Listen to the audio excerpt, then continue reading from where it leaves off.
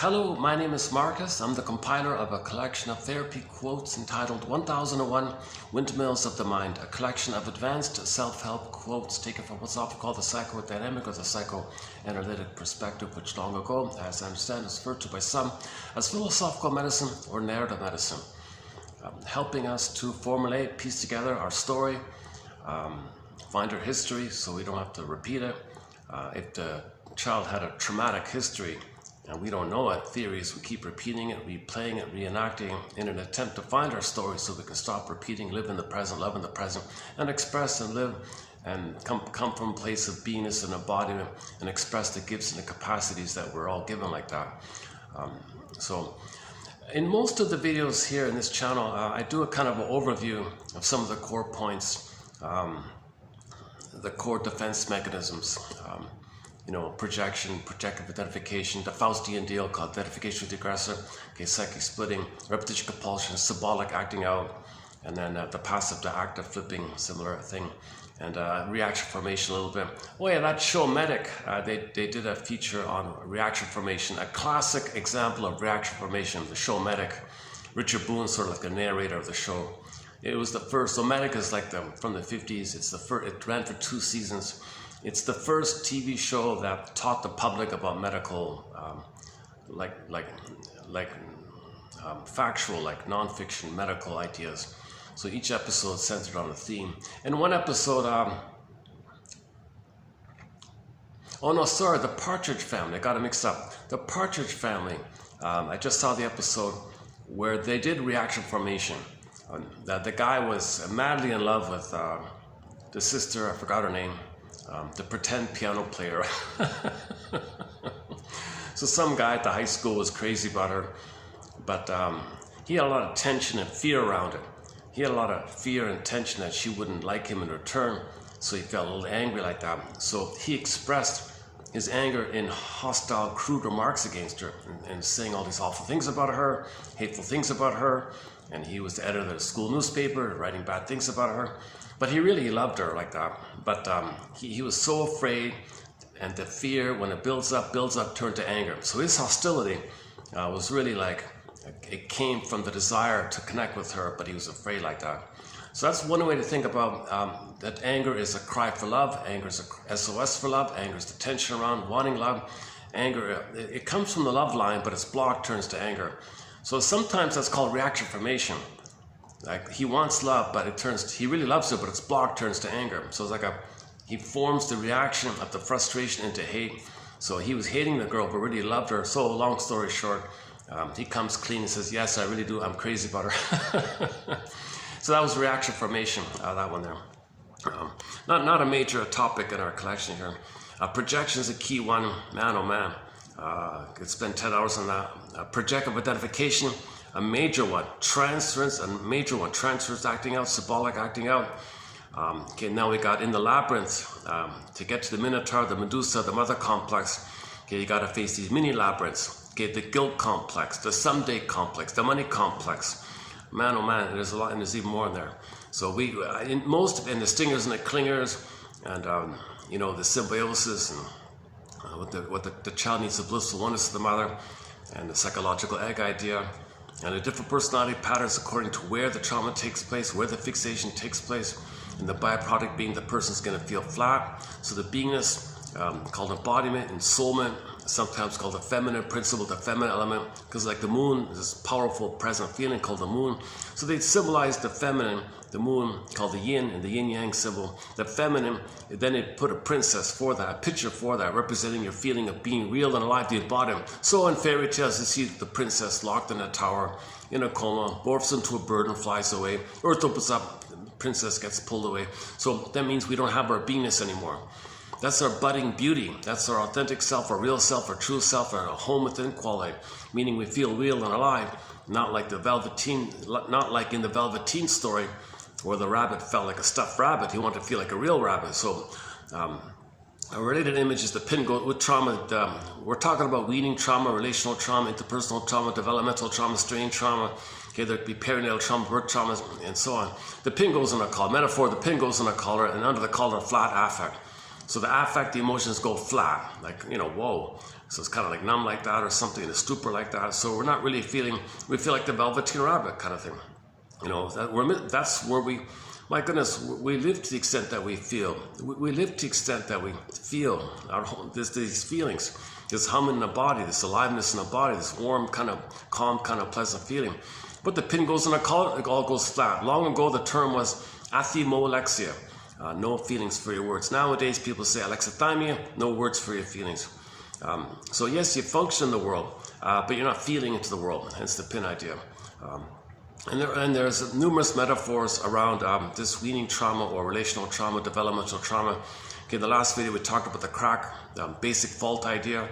What the gap between the fault, like in the geological metaphor of a crack in the earth, like a gap like that. The gap means that what the baby needed and what the baby needed and what he got. Often there's a huge gap, then the soul gets pulled down. This core, the heart, this core in the Greek myth was core. Core means heart and soul. Soul, heart, core, sort of synonymous. She gets pulled down. This core, this heart, and this soul gets pulled down because of the gap. So the baby didn't get his needs met, and there's a huge gap like that. So it got exiled. So the soul got exiled. Once again, the soul morphed into a bird and flies away. Sometimes the soul, the princess, can morph into an animal and run away. It can go up a tunnel, down a mountain, go across different unknown places. Hence the title of one fairy tale, Go I Know Not Whither, and Bring Back I Know Not What. Because we don't even know about this until at midlife. At midlife, it comes to our attention. At midlife, we say something's wrong, something's missing. What's missing? Well, the princess is missing, i.e., you're feeling real and alive, called embodiment, soulmate, feeling real and alive in the body. And then this is your ontological self, called your I, your primary I. You need this I for the quote-unquote more human side of being human. You need this I for all the virtue, ethics, morality, and creativity, spontaneous play, where intimacy is there, love and sex are together, mutualities, Freud and Freud. You can make amends, you can make I statements, you can free associate, you can come from it, you can share this kind of beingness because you have the beingness to share. There's intimacy instead of the chasm, and there's a crack, and now you got a swoon of the numbness. You can't even come from there, and you're dealing with the pain around this kind of thing. So you want to get back. So you want Snow White to come back. You want Rapunzel to come back. You want the princess to come back like that. And then that's the metaphor in the fairy tale. There's the marriage. So feminine and masculine come together. The marriage, feminine prince and the prince married. Okay, that's a metaphor that your feelings are reunited with you. They're back in your body, and now your doing comes from the being, the feeling, and then it's together like the marriage like that. So you want to be reunited, married with your feelings. Feelings are lost, you want to get it back. So we had our embodiment, we lost it, want to get it back. Robert Bly says it goes in the shadow self, long bag, and you want to get it back. And different ways of doing it. So in most of the videos, I kind of cover some of the basics, the singers and the clingers, different personality patterns. The Faustian deal is a major one. The symbiosis and the flip-flop, the double-think and the translot. We cover a lot of good ground actually in most of the videos. So if you click most of the videos, you'll find a good overview. In this video, I'm still a bit under the weather, so I'm going to kind of keep things shorter this time around today. But a little special, a nice surprise. One of our mentors, and the number one contributor of excellent quotes in our 10,000 collection is from a guy named Edmund Berger. Now he's, I agree with those people who say if Freud is number one, who'd be number two? Some people say it's Berger. I'm inclined to agree. I think it is Berger. I don't think Jung and Lacan and Adler and all these other ones, it's too vague, they're too much jargon, too fluffy. What are you really saying? You just want to have followers by confusing people, so people are confused. They think that triggers that babies are confused, then they think they want the transference that. So when babies are confused, they think the mother's the authority. So these characters confuse you, so you're drawn to them. They want to get supply like that.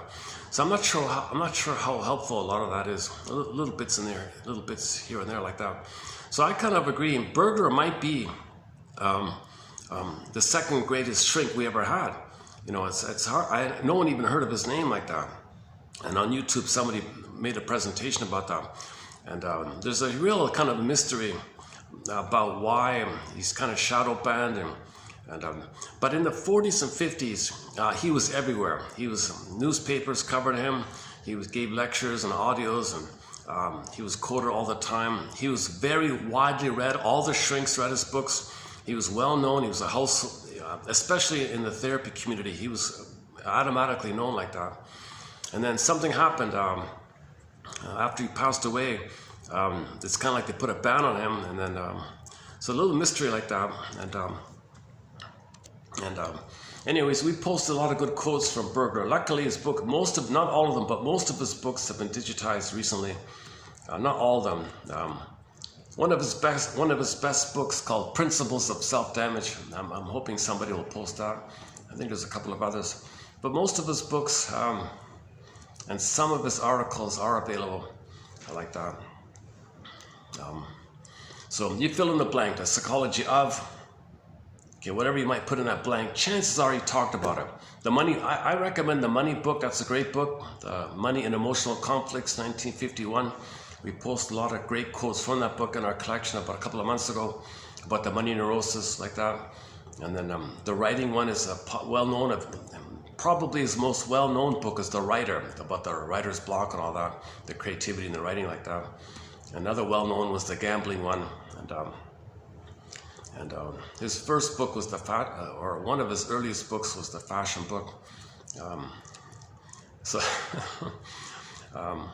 Anyways, in his 20s, he was the assistant director for Mr. Freud like that for 10 years in his 20s. And then he came to New York, I guess in the 30s or something.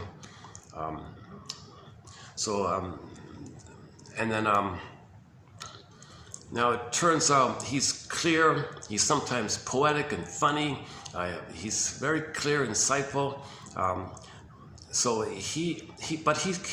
He has a core theory that I still don't really fully understand myself to this day even. I don't understand this thing of his called psychic masochism. Okay, the liberalization of pain, the liberalization of the guilt, the hurt that you get. And then that's the trick to function. So that's called the pleasure and displeasure phenomena. It's a little bit different from self-defeating behavior or self-sabotaging behavior. It's a different kind of approach he has.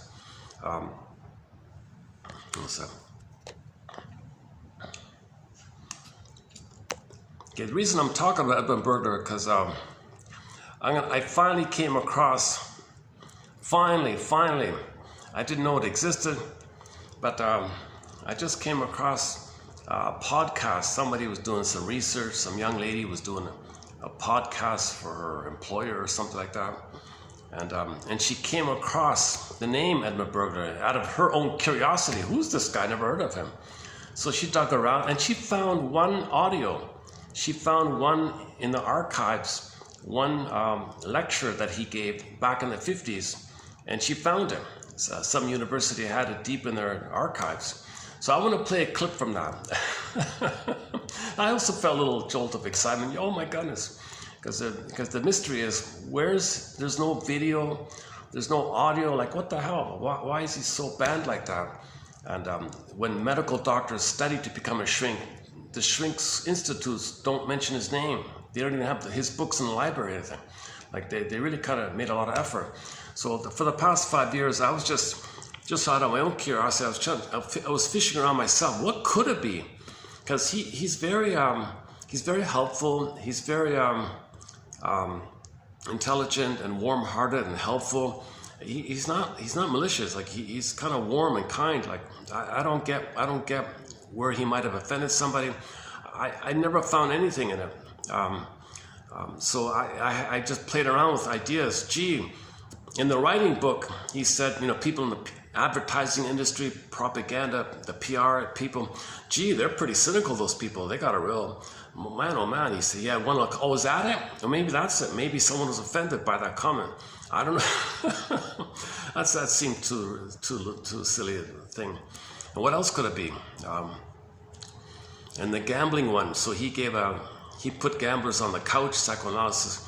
And maybe the gambling people say, wait a minute, people understand themselves by reading his book. They might not become gambling addicts. So we want gambling addicts. So crush his book, crush his name. Don't promote his books. That will maybe the gambling people are behind. I don't know. That didn't seem realistic or something. Now, what else? What other theories? Okay, now I went down the line, kind of like that. The money one. I thought it might be in there, but there's nothing really in there. But so I don't know what it is. And then based on my latest theory is maybe it is this thing about he did an article debunking the nonsense of the famous Kinsley reports from the 40s and 50s, which is really a propaganda for the LGBT and all that. And he kind of just calmly, politely, just debunked it a bit, but just went through it all like that. That's nonsense, because those were written by two members of the LGBT and sort of interviewing their own friends and their community like that. So they had a real bias and a slant on things,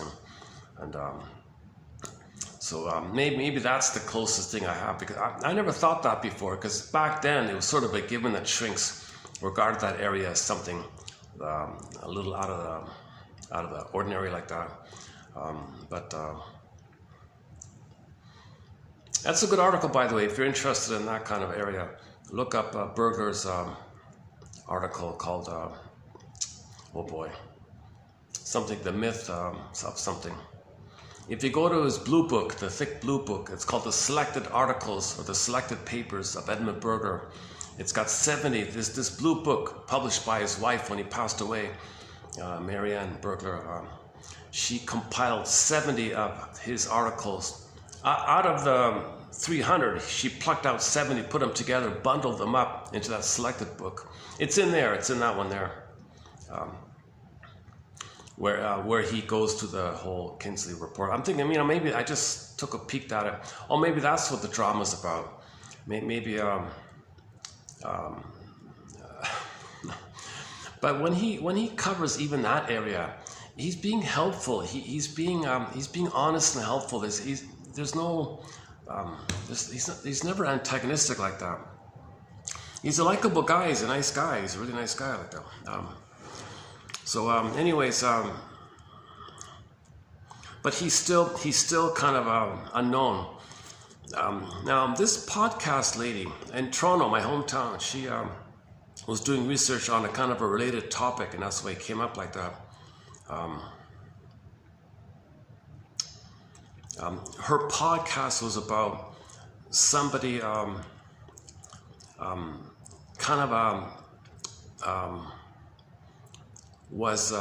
don't know how. Now, here's another mystery. How did this guy that she was talking about somehow get involved as being the director of the Edmund and Marianne Berger Foundation? How did he kind of be a part of that or something? So this guy his career got destroyed like that, and it did seem like he was kind of a deceptive character like that. Maybe not too bad, but maybe it's exaggerated. But he did seem a little, enough. It's enough there to make you think. How did those two link up? We don't know. But she mentioned some mysterious other name. I quickly did a check. Nothing. Doesn't exist. But the name is well known in some other area. Are they protecting the name? Are you kidding me? Is that what this is? Just protecting some anonymous name? Because when you hear the name, it links to somebody way at the top like that. But it's not that person, but they just coincidentally have the same name. Or to that person, or is it, or I don't know. We don't know. I didn't check the dates like that. Maybe that middleman like that is sort of the missing piece here. How this podcast topic character linked ultimately to Berger. So now, when you research Berger, you're going to get this nonsense with this other character, this dodgy character. And now it's kind of like, in that podcast, she said, man, oh man, whatever little left there is about Berger's legacy, it's crushed with this scandal with this other guy. No one knows Berger anyways, but if people know a little bit about him, or if they might look into it or might get interested, or maybe they might start to do research into it, they're bombarded with the scandal of this other guy. I don't know if Berger ever even knew this guy. She didn't interview him. Did you ever meet him? Were you analyzed by him? No, I was analyzed by some mysterious unknown guy. That's how I know about it. So I don't think Berger even knew this guy. It doesn't fit. Berger's way too smart and way on top of that to hand over his foundation to this dodgy kind of character. So this missing one in the middle seems to be involved in this, but there's no information about it. Zilch, nothing. But his name came up in that podcasting. So, anyways, so that's the one good thing. The one good thing about this very depressing podcast. Oh my God! If someone listens to that podcast, you won't feel good. It's depressing stuff. It's kind of creepy. They even changed some of the voices. One guy sounds like Darth Vader or something like that. They kind of creeped you out like that. I think they wanted to make you feel disturbed in this area. I don't know if that's his real voice or something. One of the guys in there, one of the main complainants or something. It's a kind of another world like that, really. So I don't think Berger knows anything about this, to tell you the truth. I think maybe even his wife doesn't know. So this all happened after it passed away like that. But so somehow this mysterious middle person handed over the rights over to this Canadian side somehow. So maybe there's a factor like that. So that might be that might link to part of the reason why Berger's material is banned or shadow banned like that. But many of the most helpful quotes we have in our collection here come from Berger. Man, oh man, he's when he teaches psychotherapy, he includes a lot of literature. He likes to quote Mark Twain, and he quotes from all around all sources like that. He's filled with little proverbs and anecdotes and little stories here and there. Appropriately, like in an appropriate way. He's not showing off or something. It really highlights the teaching point. His metaphor about the 45 record, one of his key metaphors is the 45 of repetition compulsion. Every neurotic is a music enthusiast, but he only has one record, 45. He carries it with him everywhere he goes. Every time he sees a turntable with never-ending fiery ardor, he says he plays his one tune. There's only one tune. So the 45 is a metaphor of the imprint, the traumatic memory, and we're stuck there. New situation, play it again. New situation, play it again. It's meaning in each new situation he's going to reenact, again, unknowingly misuse, distort, provoke recreation of the past, because he's trying to get a better outcome. He's trying to get mother's love in the past. He doesn't know this. So that's the nature of repetition compulsion. When there's trauma, you repeat, hoping to change the past, but since ultimately you got to realize the present isn't the past, so B, it's a communication of the past, then you know the past by the recreation. It's our psyche's attempt to help you get your story, so you repeat in an attempt to get your story. So that's the 45 idea. And he's got a lot of great little metaphors like that. It's too bad about that podcast. It really is, because it kind of does have the effect of turning you off to Berger's work, but he may have nothing to do with it. He probably has nothing to do with it. So put that aside. Yeah, my goodness, what a drama. I don't even know why they went after this guy. There must be some other reason or something. And but the one good outcome, the one good outcome of this is this lady who was assigned to do this young, very bright, intelligent young lady who was assigned to do this sort of like almost a 2-hour audio thing done in parts. She found that archived audio, and she mentioned where she got it, and we have it here, and I'll play a clip from it here. And I'm thinking if I can get a nice view. I was thinking I might, if I got a nice photo or something, I might see if I can have a copy of it and post it separately on this channel. It's a good lecture. He crammed in a fair bit in that short time. At least you get to hear his voice. Yes, he's got a thick German accent. He's from Austria, right? He's got a thick German accent. Some of the words you don't hear a little bit. But you feel his you feel his bright, sharp mind, his clear wit, and you can feel his comedy sense when he's talking. He could have been a comedian, this guy, if he kept going in his life. He could have been a Mark Twain, yeah. He mentions Mark Twain, yeah. Mark Twain is the main one with him is the misery machine. Mark Twain has this idea that within us there's some kind of misery machine. And Berger tried to spell out, what do you mean, this misery machine? What does that mean? So before I play the clip from his famous 50s lecture, by the way, this lecture is in a major, like in a massive auditorium with thousands of people in it. It was packed, the audience was, when Berger was speaking, you could hear a pin drop. Everyone was very rapt attention. Everyone was eager to. It was only his second time speaking at that venue, I think. The interviewer said, "Welcome back to her here," so it sounded like a second time kind of. And the audience was like really paying close attention to him. They were really they were listening carefully like that. And at the end of it all, huge applause like that. So Berger was great. He could have inspired. He could have inspired a lot of people into psychoanalysis. He could have made a huge contribution to making schools pick up the topic of psychoanalysis. And the one thing, the blockage, I think, is this. No one knows how to prove this thing called psychic masochism, which means. Okay, so he kind of picks up from Mr. Freud's a little bit. He's not a copy of Freud. He just picked up from a few points and updated things. He even, okay, so as follows. We've posted already in this channel many quotes about rebounding aggression.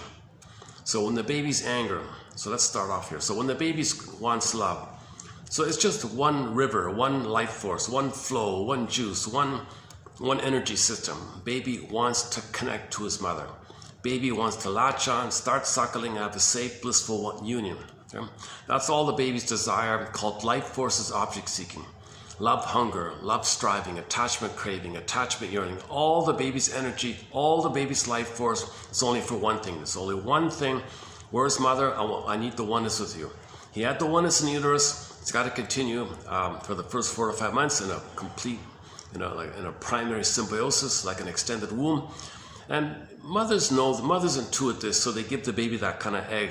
And then at 4 to 5 months, he begins to hatch out. And from 4 to 5 months to 18 months, he kind of practices. And finally, at 18 months, that's a key transitional date that most people agree on. It could be a little later, earlier. But at 18 months, his infantile megalomania, his narcissism, his grandiosity, his thinking, he's a king and a god, it's all about him, that kind of dissipates and the reality kicks in. Now he looks for his interest and tries to find his individuation, called separation individuation. Right? So you separate from the mother, then you individuate and find yourself like that. Kind of 2 parts like that. Before 18 months and post 18 months kind of. Okay, but it all starts off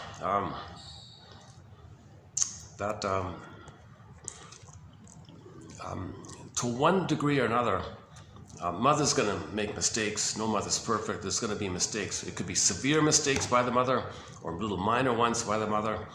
But whatever degree it is, okay, what's the baby going to do with his anger around it? Remember, if the baby doesn't get his needs met, he thinks he's a goner, he's going to perish, he's SOS. Mother, where are you? I'm going to die here. Help, help, SOS, anger. Baby screaming, baby in fury, baby in rage, baby making uncoordinated movements and screaming. That's the best you can do, right? But that's an SOS. Okay, take the anger character from the Disney film Inside Out by the Pete Docter guy. Take that little anger character with the flames popping up and the flames spell SOS. So when the baby's screaming in anger, it's an SOS. I feel like I'm going to perish, mother. I'm in peril. I'm going to perish. Rage, SOS, help, help. Okay, so the mother's just on the phone for 5 minutes. But from the baby's point of view, he doesn't know time. He doesn't remember that 5 minutes ago mother's there. He's only in the now kind of thing. He has no sense, he has no concept of time. That part of the brain, the amygdala, doesn't know time. There's no storage of time sense. That comes on later in life. That's a key kind of idea. It's called primary mentation. It's timeless there, no time like that.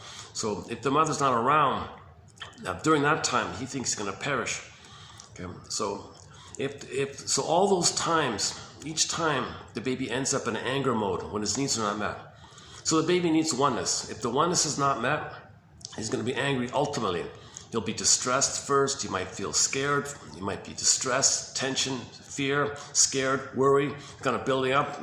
The baby's eyes might show he's scared. He might show stress. He might show alertness. He might show worry. Babies can show that in their eyes, in their facial expression, in their tonal, like that. They can show these kind of intermediary distress signals called fear and called stress, and he's crying. He's kind of already showing all that.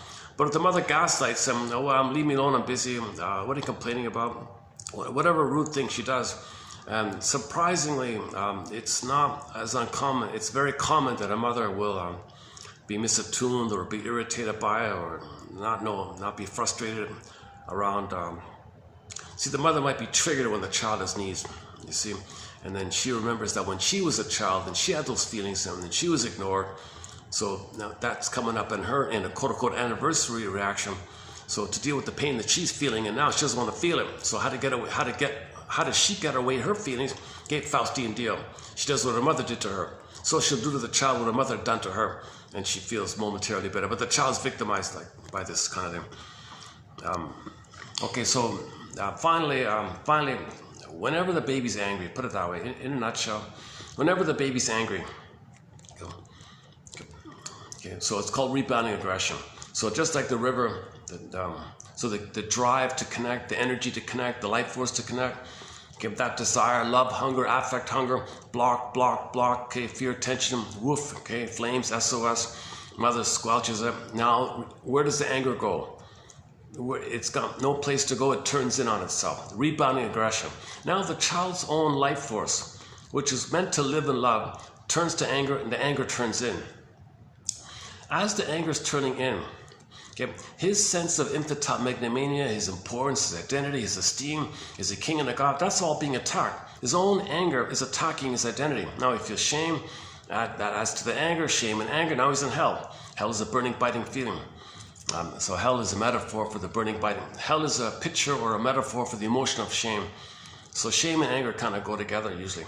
So now his own anger is making him, he's attacking his esteem, he's attacking his identity.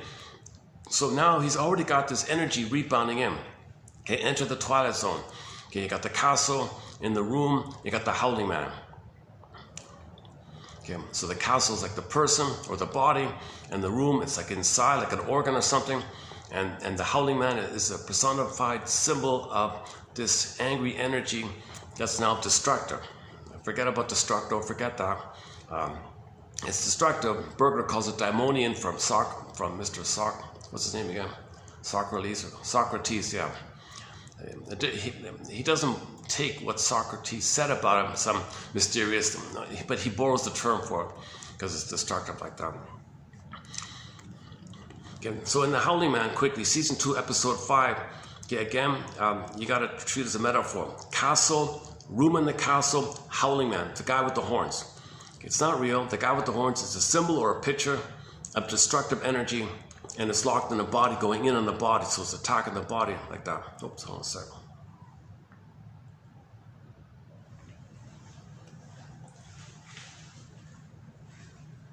Oh, there's a picture I can, maybe I can use that snow mountain, snow-capped mountain.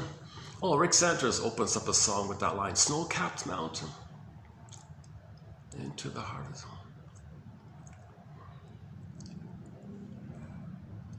What song is that again? Snow-capped mountains. Rick Sanders is one of our musical voices on our soundtrack. Lovesick, Winter Freeze, Mistreating Heart, The Dream, The Rapper, Dreaming, a couple of other songs.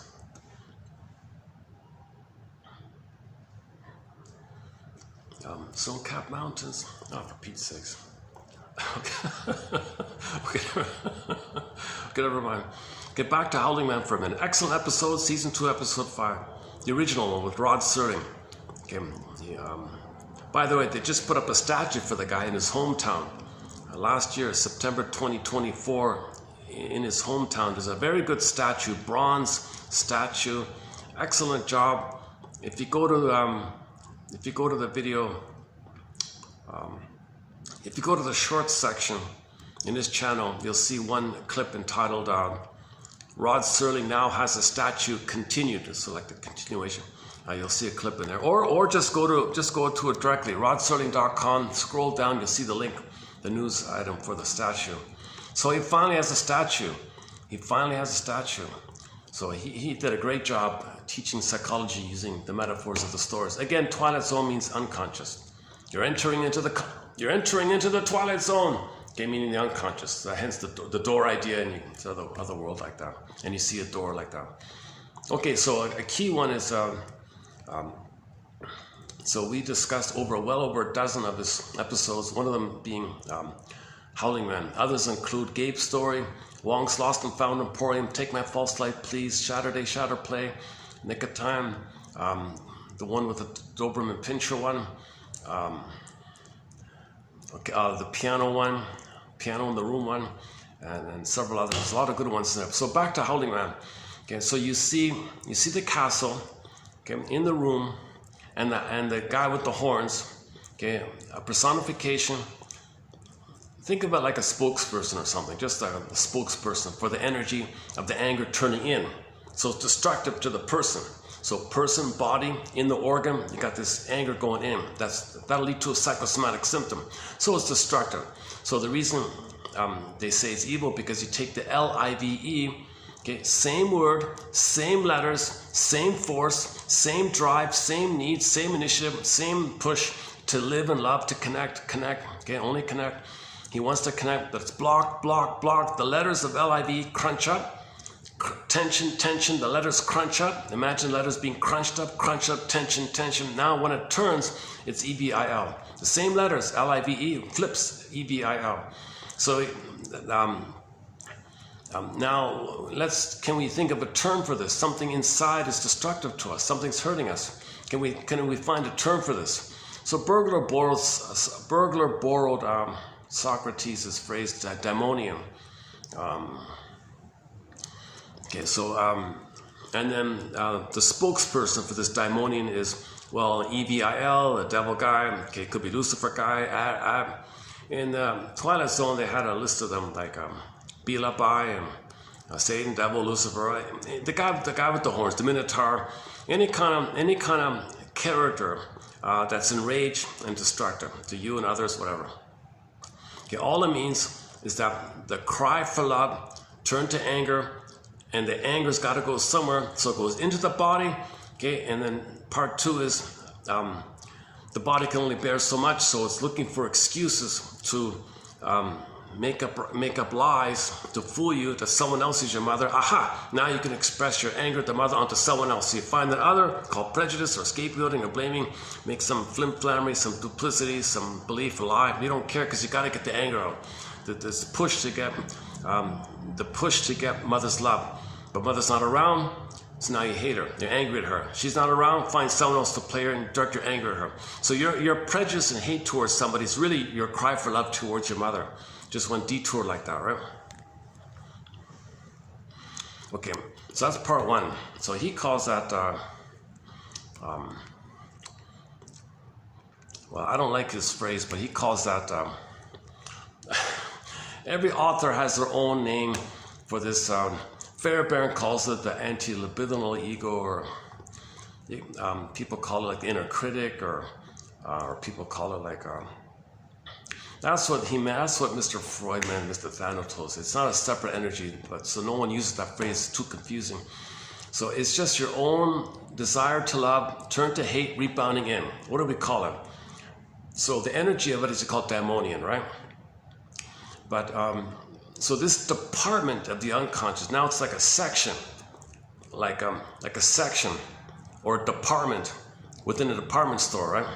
Or a department in a company, a department, like a part, Okay, so he calls it this department of the, it's bugging you or something. He calls it the torture thing I did because it's torturing you. So he likens it to somebody, it's hitting you, right? Your own anger is hitting you. So you can come up with any kind of a metaphor on the outside as an image to reflect that inside there's something in there that's hitting you like that.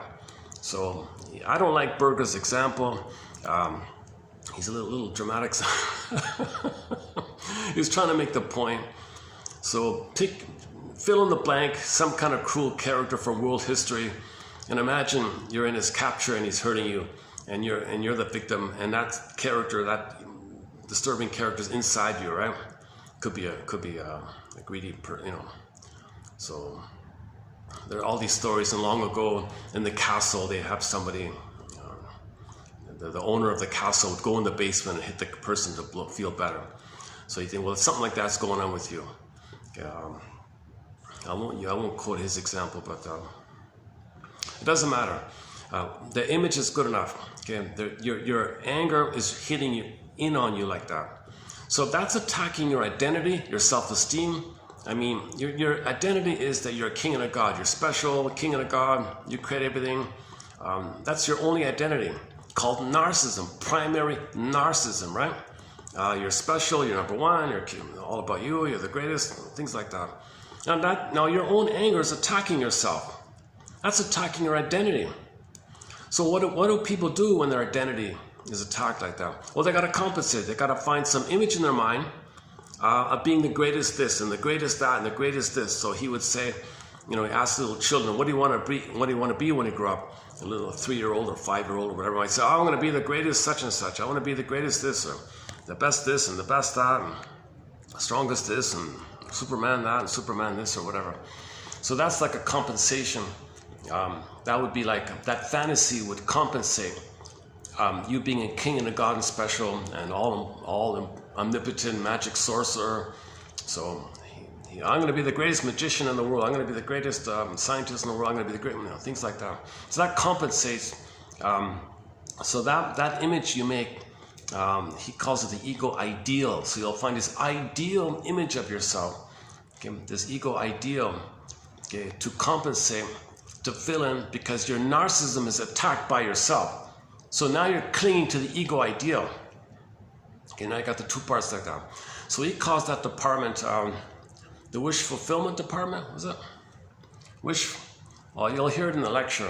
The wish fulfillment, fantasy fulfillment,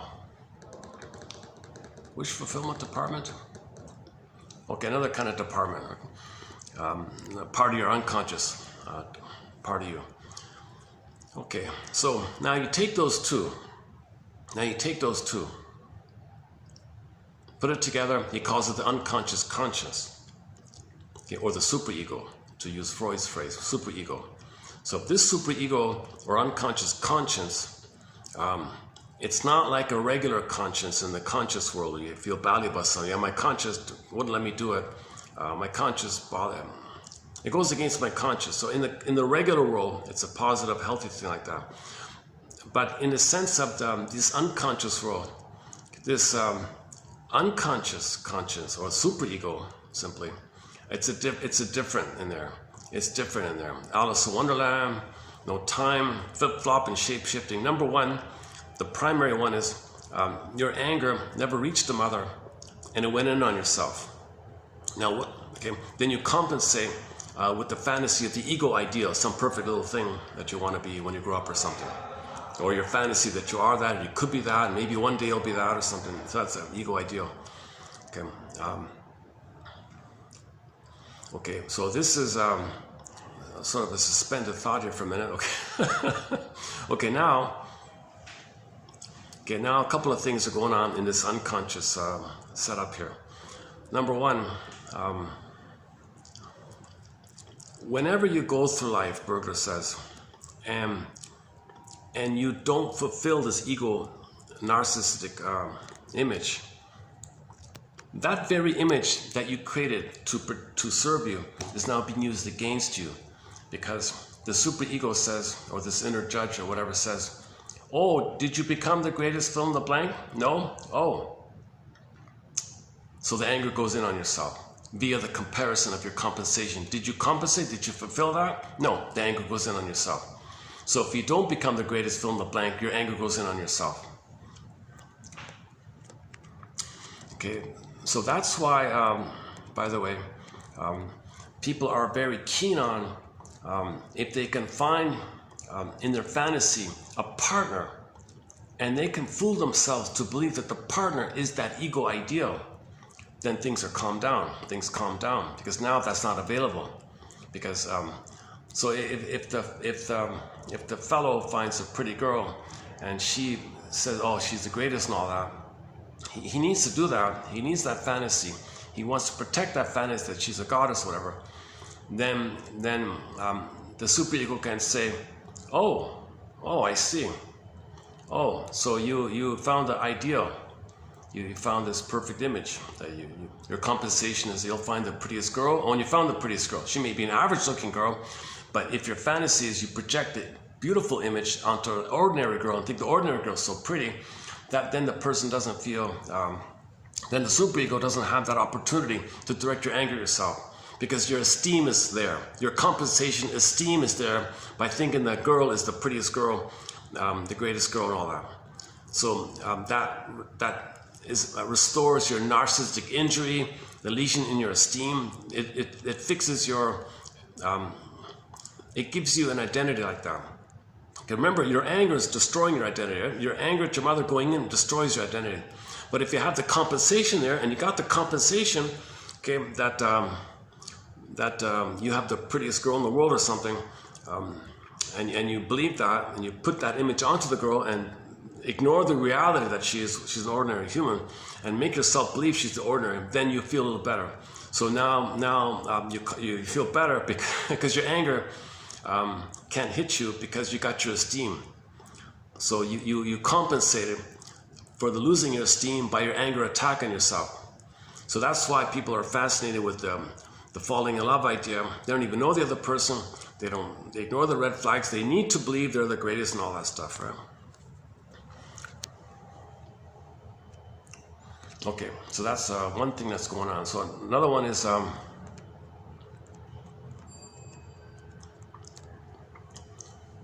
okay,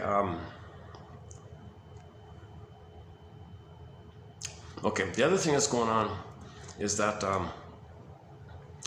this pain, this pain that the person's feeling, right? So that's the identity part, right? But in reality, he doesn't want to suffer with this anger attacking himself. Okay, he compensates with an image that his wife is the princess or something. So he's still in that place of narcissism, right? So he still didn't develop. He just sort of suspended in a kind of like a band-aid, patchwork band-aid kind of thing. He's just sort of like a what do you call those things again? What do you call those bandages? A tourniquet. He just has like a tourniquet of the soul. So he's got like a tourniquet or something. He's psychic bleeding, but he's got a tourniquet. So things are held like that. Now, if the girl leaves, he'll freak out, right? Or you don't get them. Okay, so the girl. Oh yeah, by the way, so if it's not the girl, and he says he's going to be the greatest. Let's pick something here. He's going to be the greatest carpenter in the world. No, that's not good. He's going to be the greatest computer genius in the world, let's say. And he has some success in the computer world, but he's only a minor technician or something. Or he's an okay technician or a mid-range technician, and he's doing okay. But is he the greatest engineer in the world? No. So your anger at yourself will go to you again, because you don't have that compensation of the greatest engineer like that.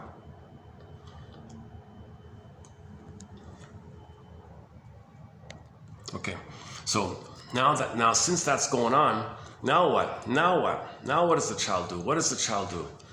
Okay, no one can feel this passivity of your own anger attacking yourself. Who wants to feel this misery machine? Who wants to feel this Mark Twain's misery? Who wants to feel this pain like that? So Berger describes it, well, the child's a bit of a trick of the mind, a genius of the mind. The only way to deal with this, is somehow, nobody knows how, but somehow on some unconscious level, make that pain, twist that pain into pleasure. Make that pain be pleasure. Then you're fine. Right? If you can fool yourself somehow that all that pain, your anger, attacking yourself, okay, is pleasure, that's called the pleasure in displeasure phenomena, or the liberalization, or the making the pleasurable of this pain. And this dynamic is called psychic masochism, psychic masochism. So that's probably the most difficult point in Berger's theory. This, how does that happen? Like addiction to the pain. Like, are you addicted to the pain? Now you get endorphins. Is it just some kind of trauma addiction or something? So somehow there's some kind of unconscious addiction or pleasure there, quote unquote, called psychomasochism. Okay, that's part A. Part B is the person has to be active in life. You can't just sit around and do nothing. So the person has to kind of not know this or not be aware of this, this quote unquote crime like that. It's a disturbance like that. It'll hurt you if you admitted that. So you need to have a package, a wrapping over, a cloak, a camouflage, a blanket over, called the defense against the defense. So psychic masochism is the core defense. Berger thinks that's the core neurosis, the basic neurosis of people, this psychic masochism.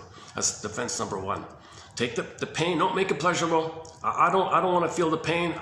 Some kind of burning sensation takes place as pleasurable. Maybe it's an endorphin thing, it's a chemistry thing, nobody knows yet. So now what? You're gonna stay like that? That's too creepy, that's too sick, right? So now you gotta make yourself unaware of the pain. Although it's pleasurable, it's still pain, but there's pleasure and there's pain. You want to get away from this. You don't want to know this. And you want to perpetuate it. Maybe you need your fix. Well, how do you get your fix? Well, enter the rescue station. The rescue station, or the confession to the lesser crime, or the defense against the defense, is anything neurotic in your life. Anything that's kind of neurotic in your life. Eating, drinking, smoking, choosing wrong people, misusing situations, provoking situations for the disappointment. Okay. Now at this point, if you're quote unquote, this is the point where his theory about sublimation takes place. If you can sublimate and do something useful in society, then you consider functioning in a helpful way, and you got something going like that. So a lot of creativity and art might be driven by this. So a lot of success is because to get away from the pain, called sublimation. So a lot of people's success materially is called sublimation, he thinks. That's the lectures about creativity, sublimation and creativity. Okay, now if you don't find this sublimation, if you can't find some kind of sublimation, if somebody doesn't teach you how to play the guitar, or somebody doesn't teach you how to draw or do something, or learn a skill or something, and you have no outlet, then it goes back in on you, and that's the neurosis. Now your neurotic symptoms and your dysfunctional living, that's the art of that. So either have like a regular art called positive sublimation, or you don't have that sublimation, then your neurosis is the failed art. So you're either an artist or a neurotic, put it that way. So an artist is like the person used his neurosis for the art, and sublimated his neurosis for the art. If you don't have that kind of expression capacity, then you're in that neurotic place of not being successful and defeating and unhappy in life. Whereas the person who sublimates has other benefits, and he can keep himself, he can keep that tourniquet going. So sublimation keeps the tourniquet. If you don't have the supplication, you're bleeding inside, psychic bleeding, they might say, or something like that. And then you gotta find other ways to numb the pain like that. One second, I'll start the rain here.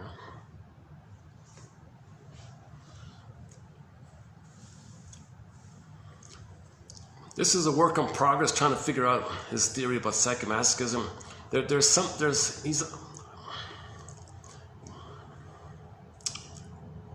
I wish I were more clear on it myself, and a little more articulation about it myself.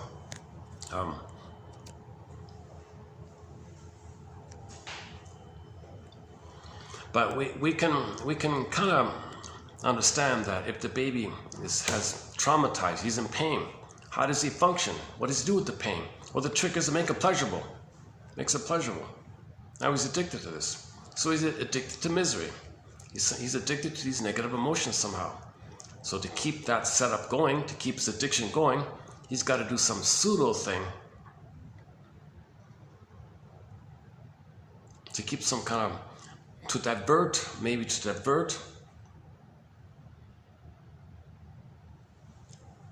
to placate the superego, that he has some ego ideal going. So the balance of the anger, like how much can he fool the superego? Oh, I'm the greatest this. Oh, okay. But you don't have the greatest this. So the anger goes in. The more the anger goes in, then you're dysfunctional like that. But if you can fool your superego that you're doing something in the greatest kind of area, it might leave you alone, kind of thing. So this debate of the two sides like that, he was comparing it to, it's important because his example, you'll hear it in the audio clip. It's kind of like somebody owns 49% of the company, but his buddy owns 51%. So it's a minor thing, 2%, but the 51%, he makes all the decisions, he can decide everything, and the 49% he's passive and doesn't have much say. So it's a big difference, that quantitative thing, like that little, so 51 to 49 kind of thing. So likewise, sublimation is you got the 51, and you don't want to be in the 49 kind of place. Not a perfect comparison there, but you'll hear it in a minute. And the conclusion of his essay was, if you get the 51, well, you sublimate him. Okay, you're kind of dealing with it. But if you don't find that sublimation, that creative outlet, let's say, or sublimation, then man's inhumanity to man is only equaled by man's inhumanity to himself. That was his closing line, and standing ovation, got a huge applause. Maybe I'll play that part as well. So that psychic masochism is our own inhumanity to ourselves, that our own anger is attacking ourselves, man's inhumanity to man like that. So either you find an outlet, sublimation,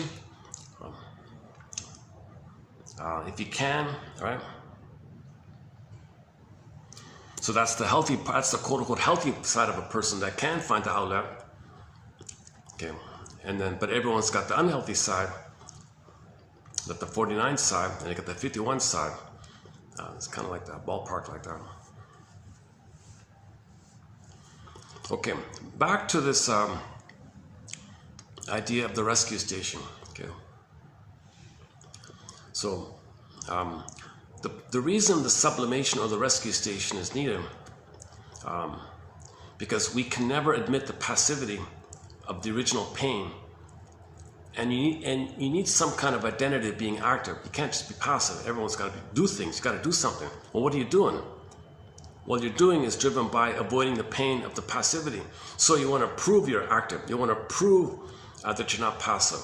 So in the He-Man routine, in the Macho Machismo Man, He-Man, okay, Lou Ferrigno routine, last time, you're proving you're aggressive.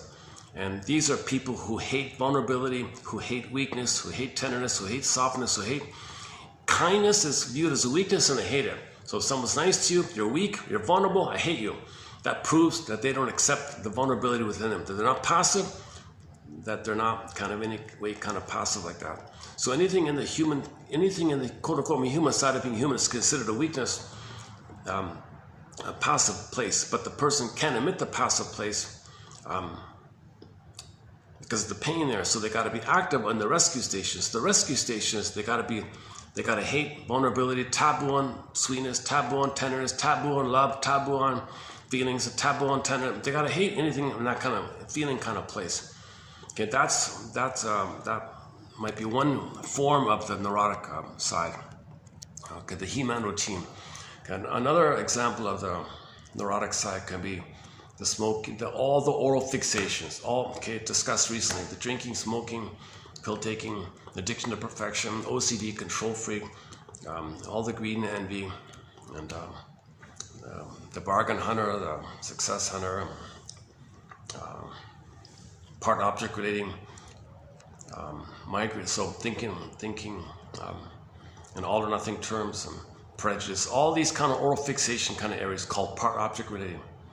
So that's all in that neurotic kind of area, and you're active in that kind of area to make you unaware of the underlying original passivity of psychomasochism.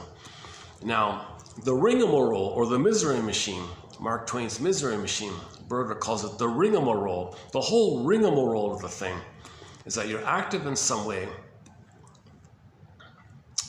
to make you unaware of this original misery is pleasure phenomena called psychomasochism. So you're never happy, even though you might be successful in the He-Man routine. Even though you have all the money, you're still not happy inside. So the happiness comes from this original place. But if there's only pain there, and you fool yourself to think pain is pleasure, you're not going to be happy with this lie, this inner lie like that, this major crime. So that's what you got to address like that. So his whole approach is in that kind of area. Now he applies this model to most things out there, to almost everything out there, really. So it's hard to get that kind of unconscious model of the mind going like that. So maybe I'll play the clip here then.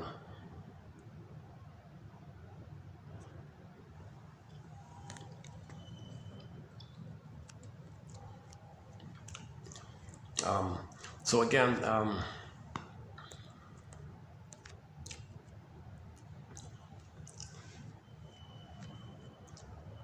so the person's going to be active to make him unaware of the original passivity.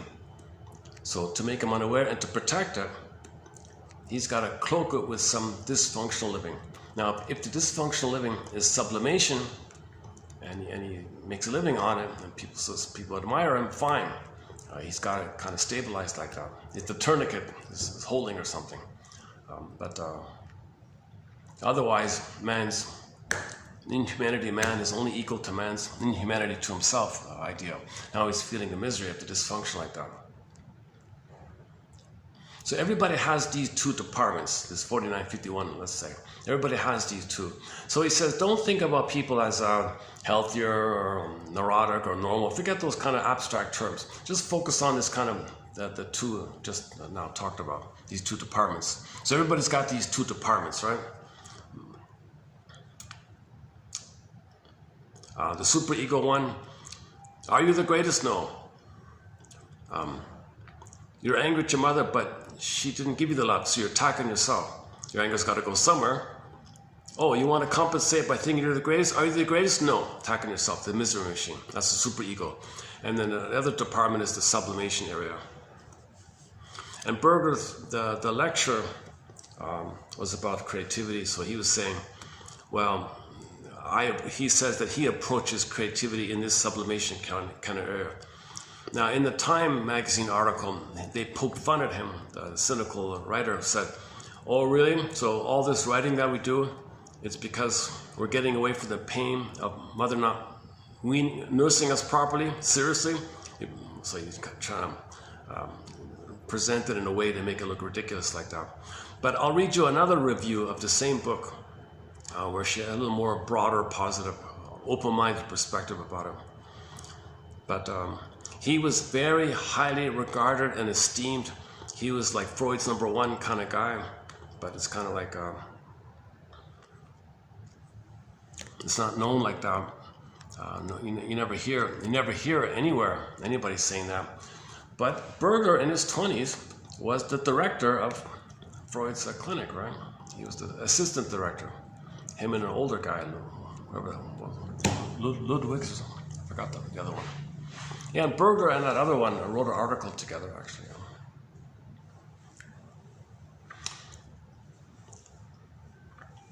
Yeah, I was relieved to hear that in the podcast. Somebody said, yeah, next to Freud, who do you got? Who do you got after Freud? Seriously, Jung and Lacan and Adler? Seriously? This convoluted jargon? Seriously? There are helpful people out there like Masterson and Karen Horney and Grosstein and Ogden, but in terms of leaders and intellectual development of the unconscious world like that, it's just really just him. Yes, Edith Jacobs a little bit, and some of the other ones, and that kind of Eric Klein and Melanie Klein, they have like little parts like that. But in terms of a broader approach, you got Freud and you got Berger, really, right? Fairbairn, maybe a little bit with Fairbairn. The problem with Fairbairn is he didn't write too much, and all the writing that's published were just his scribble notes. Somebody published his scribble notes, thinking people might want to read it. It's just gibberish. It's like reading somebody's, thoughts, random thoughts on a diary. Somebody published all that. So 90% of Fairbairn's is this stuff. You can barely follow it. It's like reading chicken scratch almost. You can't follow it. Somebody said, well, maybe some people can, and who knows. But luckily, Fairbairn does have a few excellent articles in a book called, his one book mainly called The Psychoanalytic Studies of the Personality. Another blue book, yeah. Oh, so 2 blue books, yeah. Yeah, so Fairbairn's book's the blue one, and then Berger's article book is also the blue one.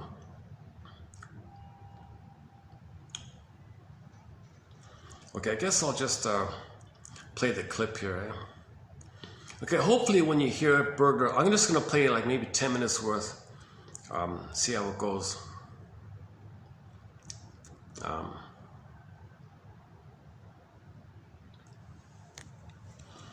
The way I've been presenting this previously was Berger's courtroom metaphor, this mock courtroom, this kangaroo courtroom. So the soul has a lawyer. The lawyer says to the judge, the superego, come on, superego, come on, judge, cut the soul some slack here. Well, did mother meet his needs? No. Well, then he's guilty. Why is he guilty? Well, mother didn't meet his needs, right? So he's guilty. He's not guilty. But the superego doesn't think in those terms. See, the superego doesn't think like that. It's a different, completely different logic, right? There's no logic, really. It's this Alice in Wonderland kind of logic like that. So the lawyer tries again. Well, come on, judge. The soul is innocent. Let's cut him some slack. Well, did he save the mother? No, he's guilty. Did he cure the mother, fix them, or repair the mother? Because he needed a loving mother. He wanted to have a good relationship with the mother. So he's a king and a god. Did he fix her? Did he save her? No, he's guilty. But how can a baby save a traumatized mother who's impaired, who has emotional dyslexia, emotional warping, who's narcissistic, who didn't develop herself? How can a little helpless little pasta baby save this giantess in the nursery who thinks it's all about her and she feels entitled to use it to take care of her? That's the logic. Well, did he save her? No, of course not. Well, he's guilty. How can a baby save a monster giant? In the baby's brain, the mother ends up as a monster giant because that's another topic like that. So he's always guilty. Is he in pain? Yes, of course. Well, that means he did something wrong. He's guilty. Well, he's in pain because mother didn't meet his needs, but he's in pain. Well, that means he's guilty. No, for Pete's sake. So,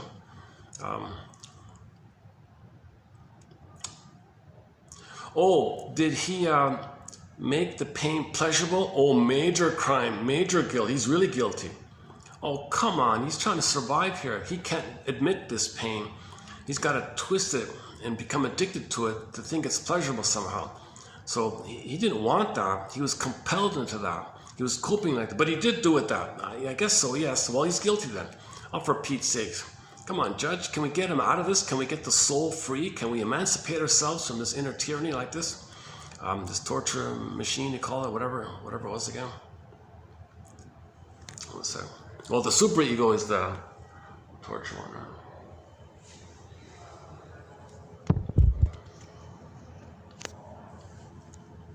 Okay, now remember the ego ideal image? So the judge says, oh, well, he was going to be the greatest engineer in the world. Is he? No, guilty. Well, he's a manager there, but he's not the greatest in the world, right? He didn't get 10 prizes, did he? No. Well, he's guilty. He didn't have a compensation, narcissistic greatest thing. Because babies think they're the greatest, so they got to be the greatest on the outside like that, right? So the judge, the superego, is saying, no, the anger is going to go on him. He's guilty. He's going to suffer like this. Okay, long story short, the lawyer, the soul's lawyer, cuts a deal with the superego. Can we make a deal? What do you have in mind? I don't know, Judge. I give up. What do you have in mind? All right, look, lawyer. He's guilty. But what we'll do is we'll let him confess to the lesser crime of dysfunction and pseudo-aggression.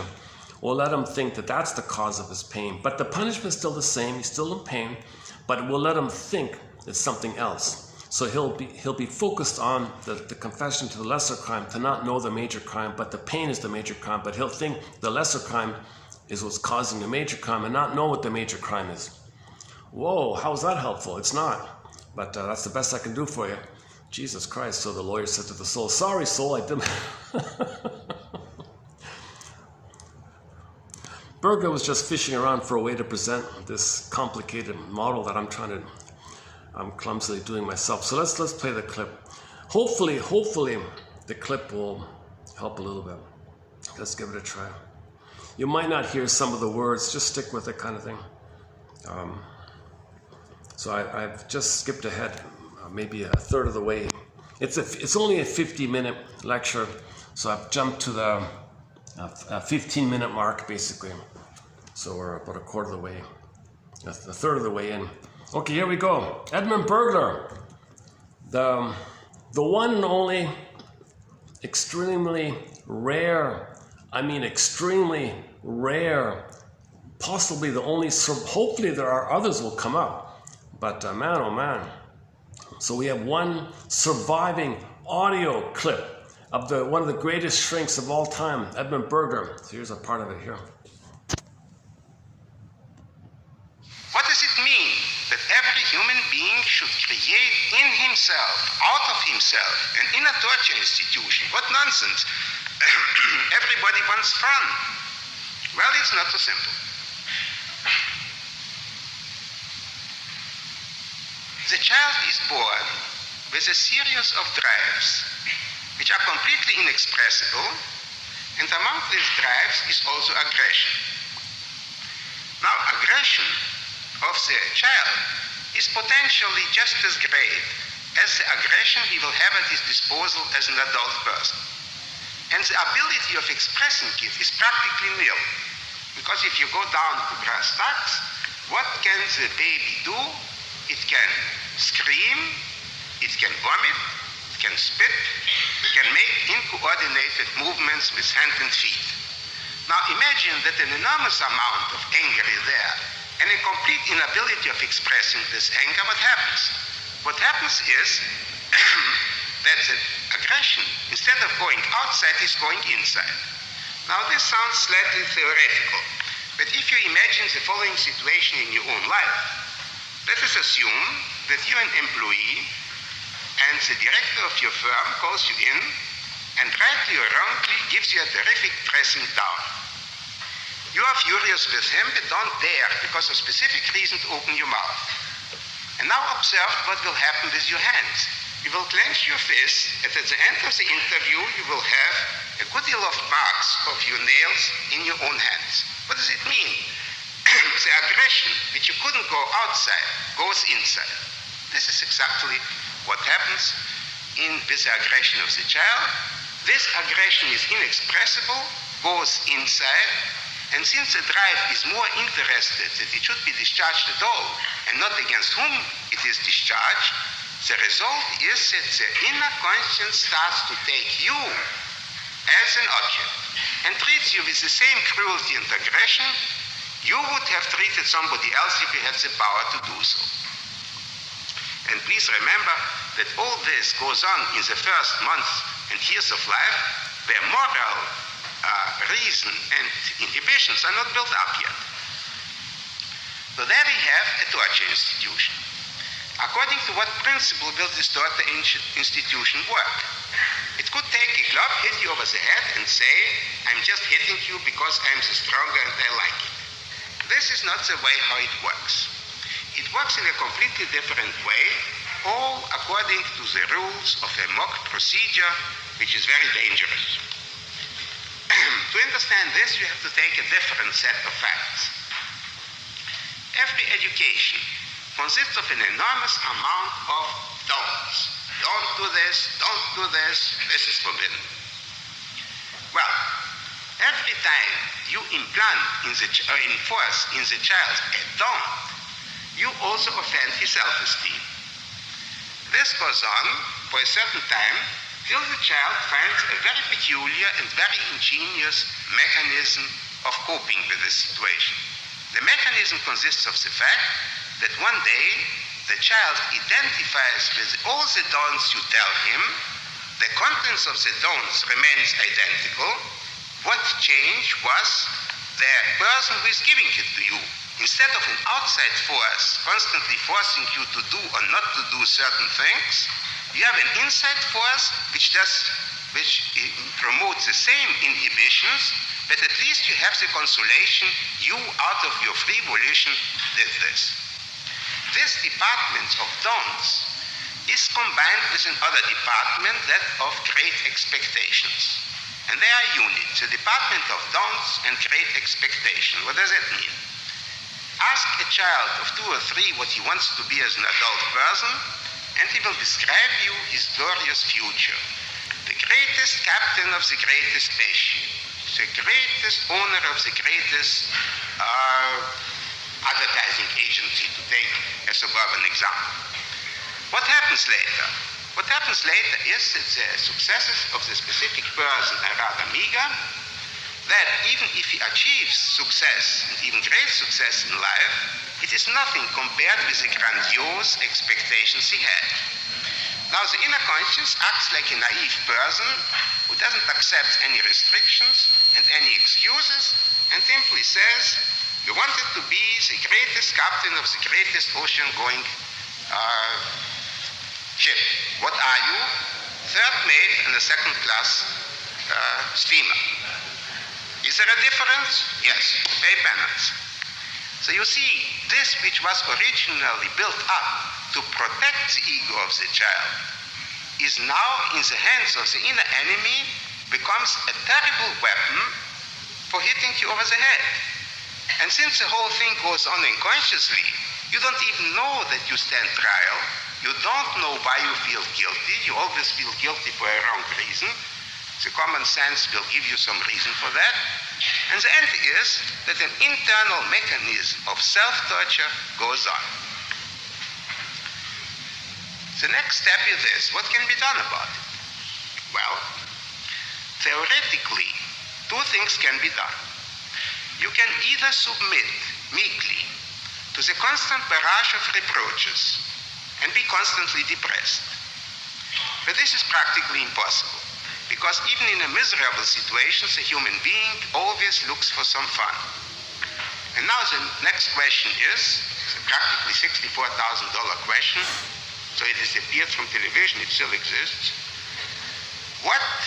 How can you sugarcoat constant displeasure? You can sugarcoat it under one condition. If you, by some inner trick, make of an inner displeasure an inner pleasure, you are smarter than every institution of torture. And this is exactly what the unpronounceable word psychic masochism, or pleasure in displeasure, means, which for practical purposes is identical with a neurotic solution. Every neurotic solution means the specific person lost his battle of the conscience. He accepts the punishment under the conditions that he changes it unconsciously around into pleasure. In other words, this type of person doesn't even fight anymore. That he will be kicked, this is an accepted fact for him inwardly. But he's just changing it around into an unconscious pleasure. And fortunately, this unconscious pleasure is exactly what the word says, unconscious. Consequently, if you see a very depressed person and would tell him, you know what you are, you're a faker, inwardly you enjoy it, he would say, you are crazy. What do you mean I'm enjoying it? I'm unhappy. He's right. He's consciously unhappy. But unconsciously, obviously, he made something else with this. So there we have possibility number one. You choose a neurotic solution which is identical with a masochistic solution. But where does the creativity come in? That's something completely different. This is a sublimation. The person with an ability of sublimating does not simply submit passively, but he is counterattacking this inner institution of torture and says, I did not do anything wrong. It is not true that I have this and this wishes, as the indictment claimed. True is that I changed it into something socially acceptable. So you see, for practical purposes, this part of the personality which is capable of sublimations, whether you find it in a normal or neurotic person, is a normal part of the personality. This part, which uses a masochistic, submissive solution, is a neurotic part of the personality, whether you find it in a normal or in a neurotic person. This may seem a little contradictory, but it isn't. Because you see, the idea normal and neurotic are abstractions. Such people don't exist in real life. What we see in real life is that certain parts of everybody are normal and certain parts in everybody are neurotic. So every person has his peculiarities. Peculiarity means a neurotic solution. The question is simply this: what prevails? What's the percentage? And I remember an amusing discussion with a lady interviewer at a radio program many years ago who attacked me in this manner. She said, Doctor, after reading your book, I don't remember what book it was, I have the feelings that you consider everybody neurotic. I said, no, misunderstood. I believe that everybody has neurotic tendencies, but not everybody has a neurosis. Well, she said, these are quantitative differences. So I said, look, I wouldn't be so talk with such disdain about quantitative differences. For instance, assuming you have 49% of the share of the business, and the other fellow has 51%. But the whole difference is measly 2%, and still the other fellow is a majority stockholder, and you are practically helpless minority stockholder. Well, there was no answer to that, and she went over to another objection. But you see, it's a quantitative problem. Consequently, we find very frequently highly neurotic people with the ability of sublimation in a specific corner. And we find very healthy people with a specific neurotic corner in their personality. Now, let me give you a few examples how the masochistic solution works. Okay. A patient of mine... And then he runs through a bunch of examples. Some of them are humorous, but I just wanted to stick to that section there. Okay, yeah. So his example about rebounding aggression is just an approximate idea. The boss calls you to the office and he's barking at you, let's say, and you want to speak up or something, but you're afraid you'll lose your job or something, and he's insulting you and he's attacking your esteem and all. So you may unknowingly be clenching your fist like that while you hold it behind your back or something, or I don't know, and then So the employee's anger is going on to himself, because when he leaves the office, he's got the red marks on his palm or something from the clenching. So the anger went to himself. He couldn't hit the boss; he'd lose his job, right? So think about the baby. The baby has helpless fury, inexpressible fury. He can't do anything. The baby. So in the baby's case, it's going in like that, just like the example of the employee clenching his fist like that and getting the fingernail marks on his palm. Well, the baby has no voice. He can't. His fury is inexpressible. He has no way to communicate it other than, what did he say, spitting or crying or uncoordinated movements. It's very minimal, right? So he can't really do anything. But he is angry. Kind of like the adult is angry. He's very angry. It goes in like that. Okay, that was one example, right? And the other point was, Oh, the Department of Great Expectations. Oh, the ego ideal, he calls it the Great Expectations one, right? And there was another point in there. Hold on a sec. Let's dig that up again. Hang on a sec. Let's play that again. I missed something. I feel like I missed something here. 14. Hold on a sec. Where is it? 13. Yes. If you say I have a bad conscience, you refer to something completely different than what we are referring to when we speak about the unconscious part of the conscience. Okay, and before that is the difference between the regular usage of the word, and it goes against my conscience, man, I can't do that. Well, that's one way we think about the conscious conscience. Okay, but in the unconscious, the conscience of the unconscious is way different. It's like almost the opposite, right? So that's the superego, the unconscious conscience versus the conscious conscience. Because the unconscious part of conscience. Let's play the. Okay, hold on. Let's play the opening introductory. The Cooper Union Forum. This is your Gerald Johnson E. Fairchild. Oh, Cooper. Okay, yeah. By the way, this lecture was taking place in the same building where Lincoln gave his speeches. So Burglar is standing at the same podium where Lincoln was standing. So I just here's the promo before starting this video. Yeah, what about this place? So here's a 1.5 minute promo clip for this building called the Cooper Union building here. Let's play this. So let's play the venue here. So here's the venue where Burglar's talking. Okay. This is the venue. Welcome to the Great Hall at the Cooper Union for the Advancement of Science and Art. The Cooper Union was founded in 1859 by entrepreneur and philanthropist Peter Cooper. He wished to provide education accessible to people of all races, genders, and religions, along with a forum, the Great Hall, where public discourse could find That's the building where Burglar was speaking. For more than 150 years, the Great Hall has been a platform for educational And there it is. political movements, campaigns for social reform, and the creative arts. Here, abolitionists like Frederick Douglass campaigned to end slavery, and suffragists like Elizabeth Cady Stanton to gain votes for women. In 1860, Abraham Lincoln gave the speech that he claimed propelled him to the White House. Working people organized labor unions, and civic reformers political movements.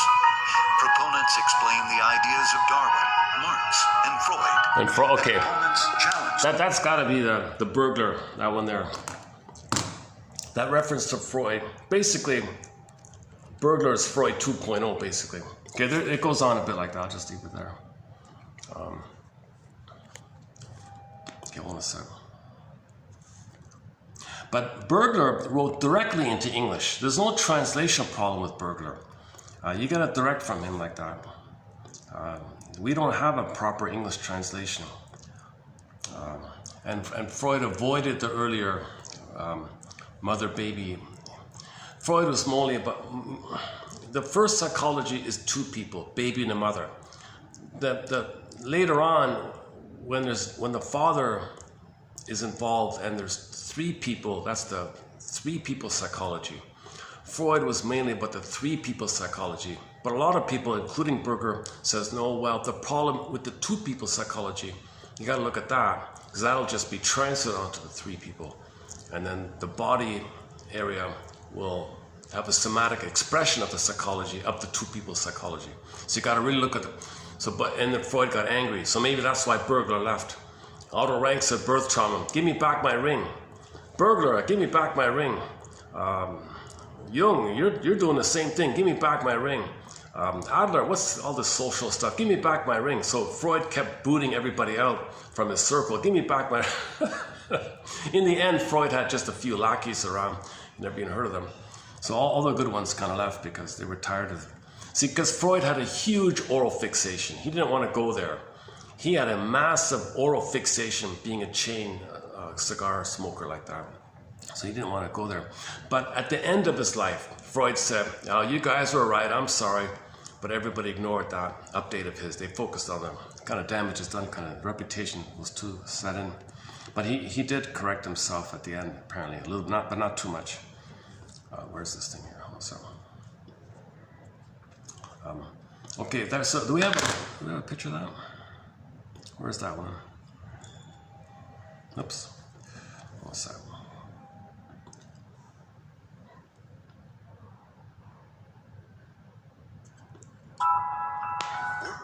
Oh, for God's sakes. Oh, my phone's... Hang on. Okay, let's forget about that venue place. But it's still around. I think the building's still around, right?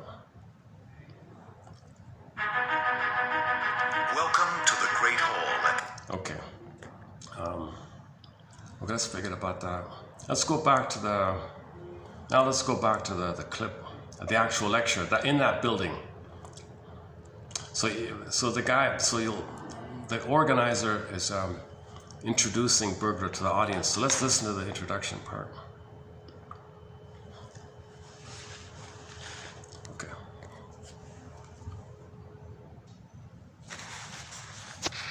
The Cooper Union Forum.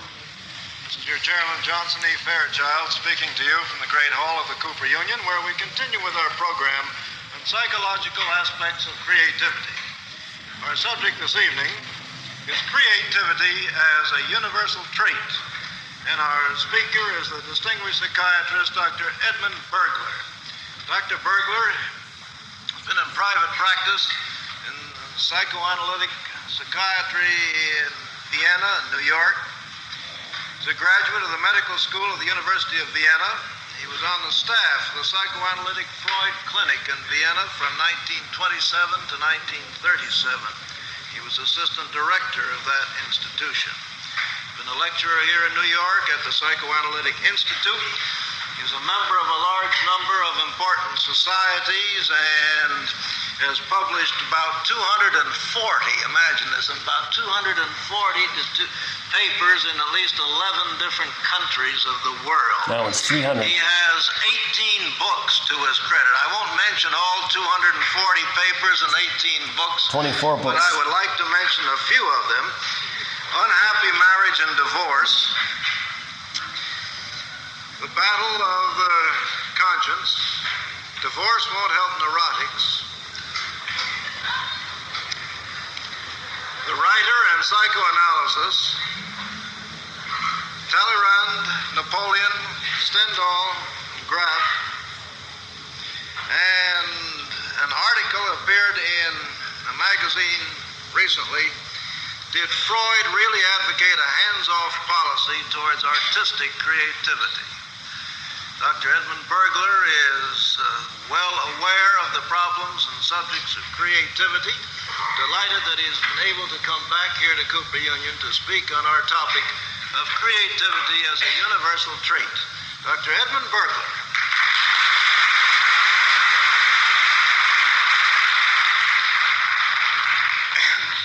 Thank you, Professor Fairchild, for your friendly introduction.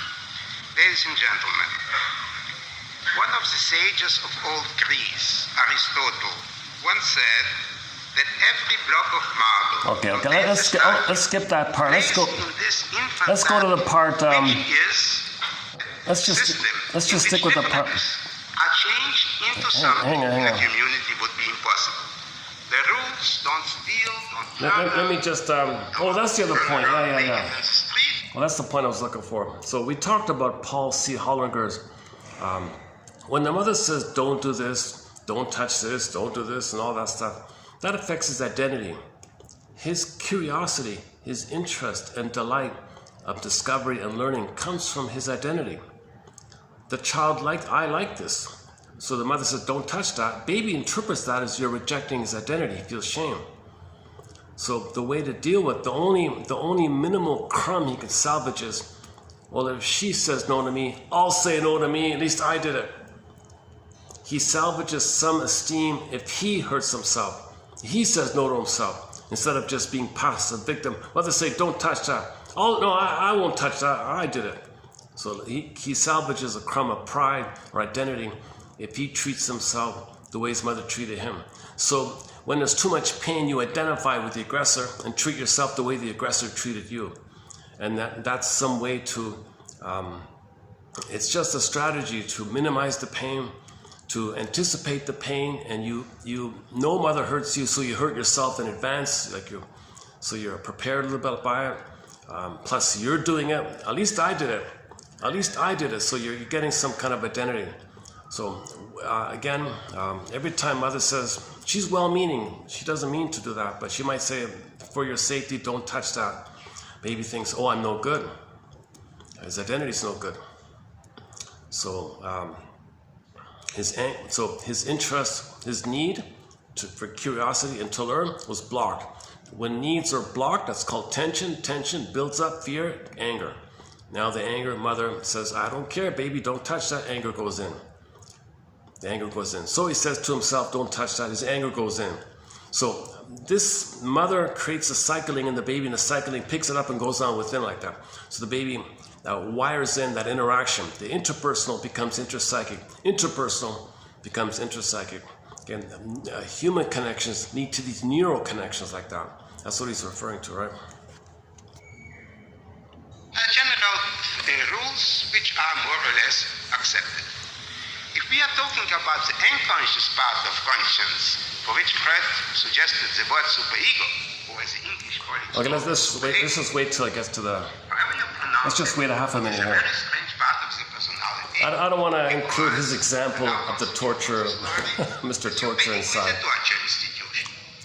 Imagine that everybody comes around. Okay, hold on. I can just turn off the volume. The victim. So the benevolence, the superego. Okay, hold on.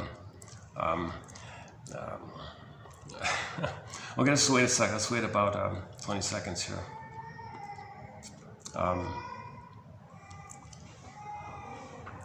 Is that it? Okay, here we go.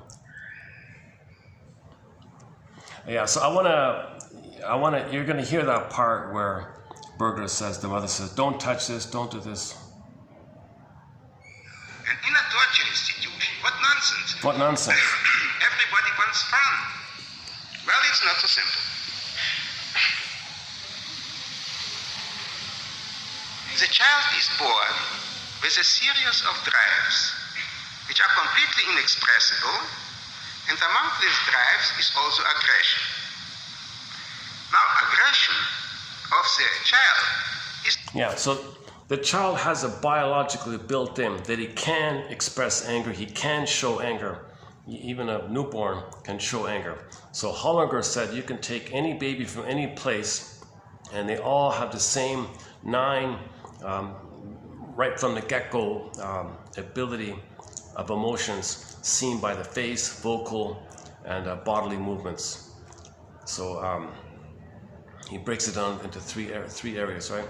The primary positive ones from his identity, called interest and delight, or joy, or excitement.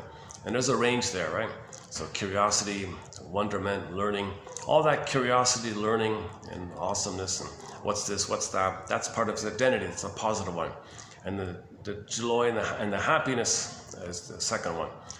Now, if those are blocked, okay, that's the soul goes away. Now you go back to the pain. The pain will express that.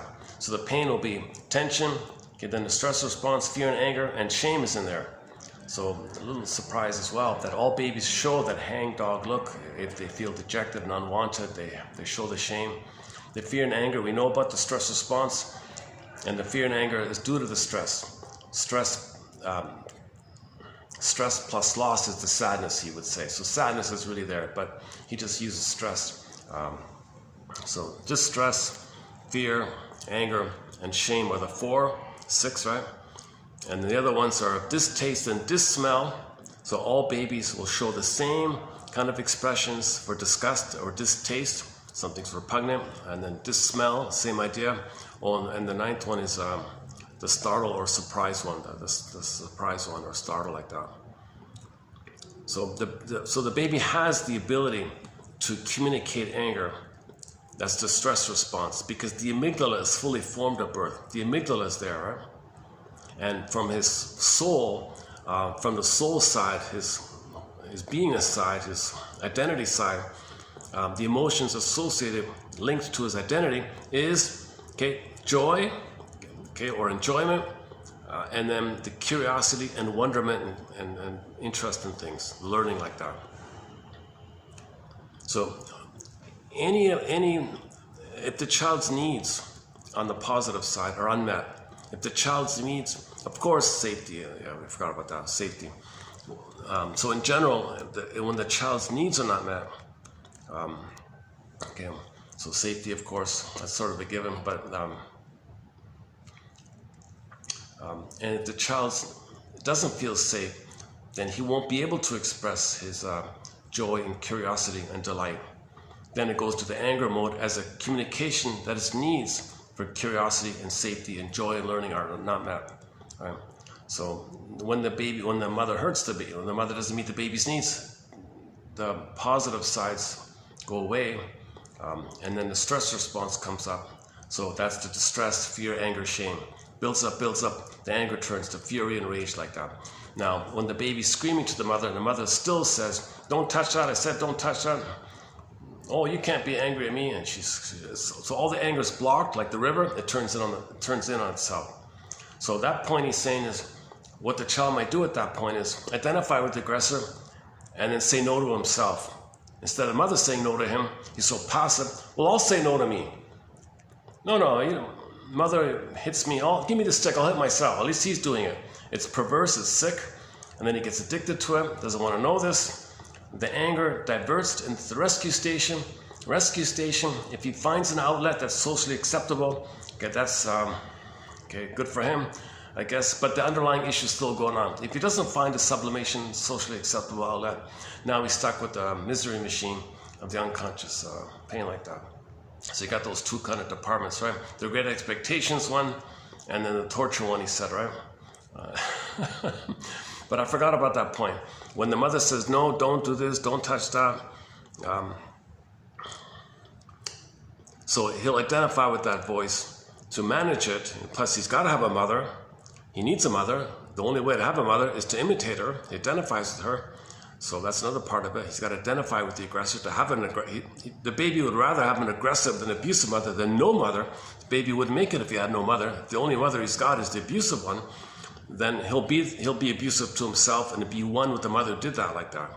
So this is now what? Now he's in pain. So ultimately, the trick is, I don't want to feel this pain. Let me make it pleasurable. Now, I don't know, again, as mentioned earlier, I don't know how that works. How Pat Benatar, her song Hell is for Children, she said, "In the eyes of an abused child, love and pain are the same. In the eyes of an abused child, hell is for children." So the babies do that. They somehow find a way to take the pain as pleasure. So maybe it's familiar, maybe it's attachment. Attachment means love. So you get the attachment, you get the connection if you feel safe. So you focus on the safety side, but to get the safety side, the pain creates this. The pain of the attachment gives you the safety of the attachment, and then you mix it up and blur it up and deny it somehow. I don't know. Then the brain sends you endorphins to deal with the pain. So I think maybe he's right. Maybe the other guy's right. Maybe it is an addiction. Maybe it's some kind of inner addiction like that. Now that's a pitiful state to be in. So everyone wants, like you said, everyone wants to be happy in some way. Well, channel your anger, or search for the ego ideal into some socially approved outlet where you get your needs met and people applaud you, and then that's the balance idea. You want to get it over to the 51 side instead of the 49 side, he said, right? Potentially just as great as the aggression he will have at his disposal as an adult person. And the ability of expressing it is practically nil. Because if you go down to brass tacks, what can the baby do? It can scream, it can vomit, it can spit, it can make uncoordinated movements with hands and feet. Now imagine that an enormous amount of anger is there, and a complete inability of expressing this anger, what happens? What happens is that the aggression, instead of going outside, is going inside. Now this sounds slightly theoretical, but if you imagine the following situation in your own life, let us assume that you're an employee and the director of your firm calls you in and rightly or wrongly gives you a terrific pressing down. You are furious with him, but don't dare, because of specific reason, to open your mouth. And now observe what will happen with your hands. You will clench your fist, and at the end of the interview, you will have a good deal of marks of your nails in your own hands. What does it mean? The aggression, which you couldn't go outside, goes inside. This is exactly what happens with the aggression of the child. This aggression is inexpressible, goes inside, and since the drive is more interested that it should be discharged at all, and not against whom it is discharged, the result is that the inner conscience starts to take you as an object and treats you with the same cruelty and aggression you would have treated somebody else if you had the power to do so. And please remember that all this goes on in the first months and years of life, where more... Yeah, so theoretically, if the 1 month-old baby being abused, if he could fight back, he would do whatever he could, right? He would bite, or he would control the mother, don't hurt me. So he would want to control her with his anger like that. But the baby doesn't have that, so it turns in like that. But adults, it's different with adults because we can't function in society like that, right? But from the babies, but from the prototype, from the imprint, that dynamic is going on, right? Reason and inhibitions are not built up yet. So there we have a torture institution. According to what principle will this torture institution work? It could take a club, hit you over the head and say, I'm just hitting you because I'm the stronger and I like it. This is not the way how it works. It works in a completely different way, all according to the rules of a mock procedure. A mock procedure, yeah. To understand this, you have to take a different set of facts. Every education consists of an enormous amount of don'ts. Don't do this, this is forbidden. Well, every time you enforce in the child a don't, you also offend his self-esteem.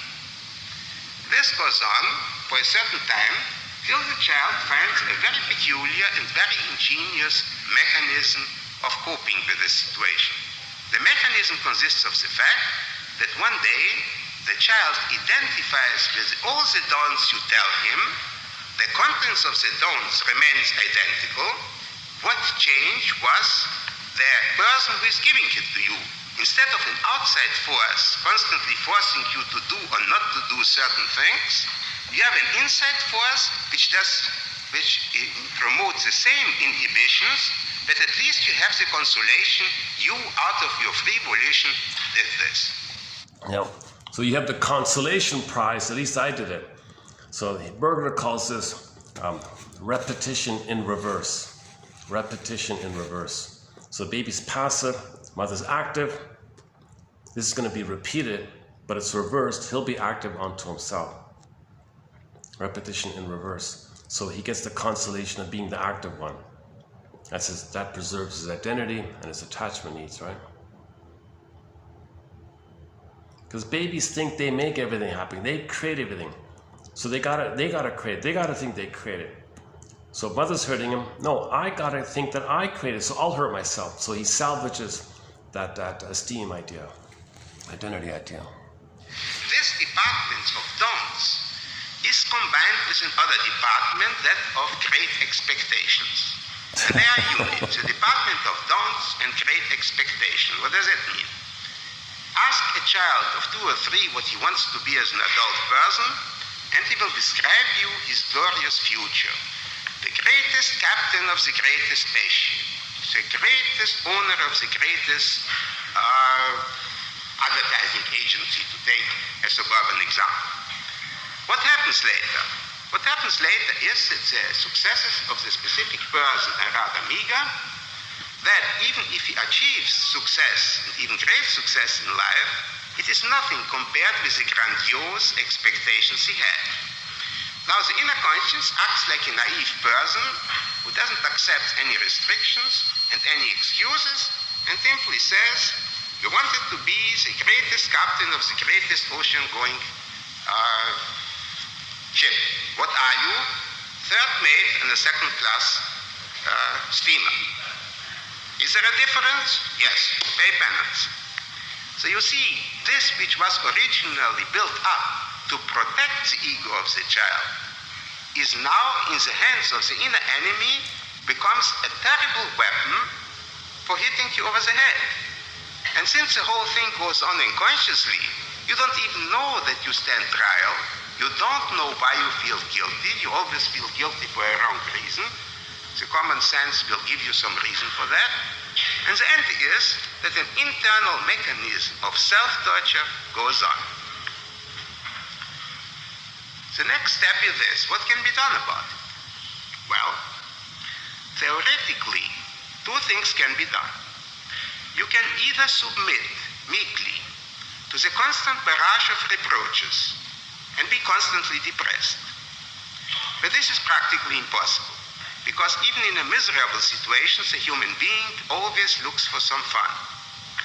And now the next question is a practically $64,000 question, so it has appeared from television, it still exists. How can you sugarcoat constant displeasure? You can sugarcoat it under one condition. If you, by some inner trick, make of an inner displeasure an inner pleasure, oh, you are smarter than every institution of torture. And this is exactly what the unpronounceable word psychic masochism, or pleasure in displeasure, means, which for practical purposes is identical with a neurotic solution. Every neurotic solution means the specific person lost his battle of the conscience. He accepts the punishment under the conditions that he changes it unconsciously around into pleasure. In other words, this type of person doesn't even fight anymore, that he will be kicked. This is an accepted fact for him inwardly. But he's just changing it around into an unconscious pleasure. Unfortunately, this unconscious pleasure is exactly what the word says, unconscious. Consequently, if you see a very depressed person and would tell him, you know what you are, you're a faker, inwardly you enjoy it, he would say, you are crazy. What do you mean I'm enjoying it? I'm unhappy. He's right. He's consciously unhappy. But unconsciously, obviously, he made something else with this. So there we have possibility number one. You choose a neurotic solution which is identical with a masochistic solution. But where does the creativity come in?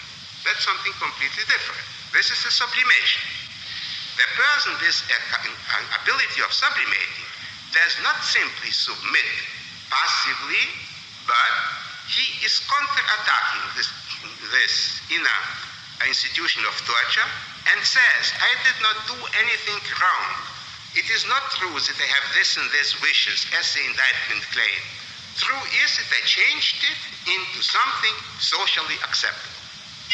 So you see, for practical purposes, this part of the personality, which is capable of sublimations, whether you find it in a normal or neurotic person, is a normal part of the personality.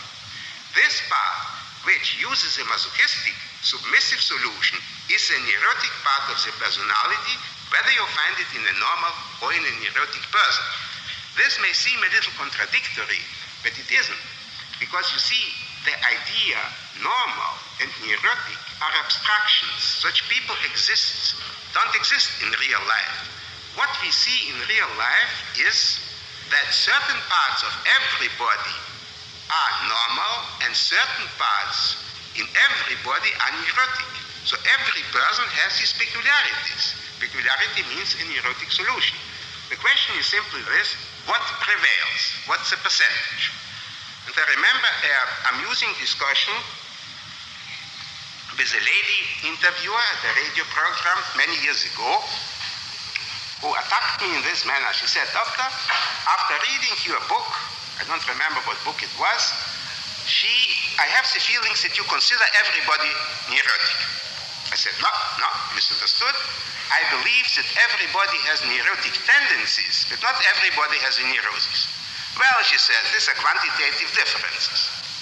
So I said, look, I wouldn't be so talk with such disdain about quantitative differences. For instance, assuming you have 49% of the share of the business, and the other fellow has 51%. But the whole difference is measly 2%, and still the other fellow is a majority stockholder, and you are practically helpless minority stockholder. Well, there was no answer to that, and she went over to another objection. But you see, it's a quantitative problem. Consequently, we find very frequently highly neurotic people with the ability of sublimation in a specific corner. And we find very healthy people with a specific neurotic corner in their personality. Now, let me give you a few examples how the masochistic solution works. Okay, the examples are interesting. Most of the second half, he runs through how people misuse situations, provoke situations, create scenarios, to be in that self-defeated place, not know it,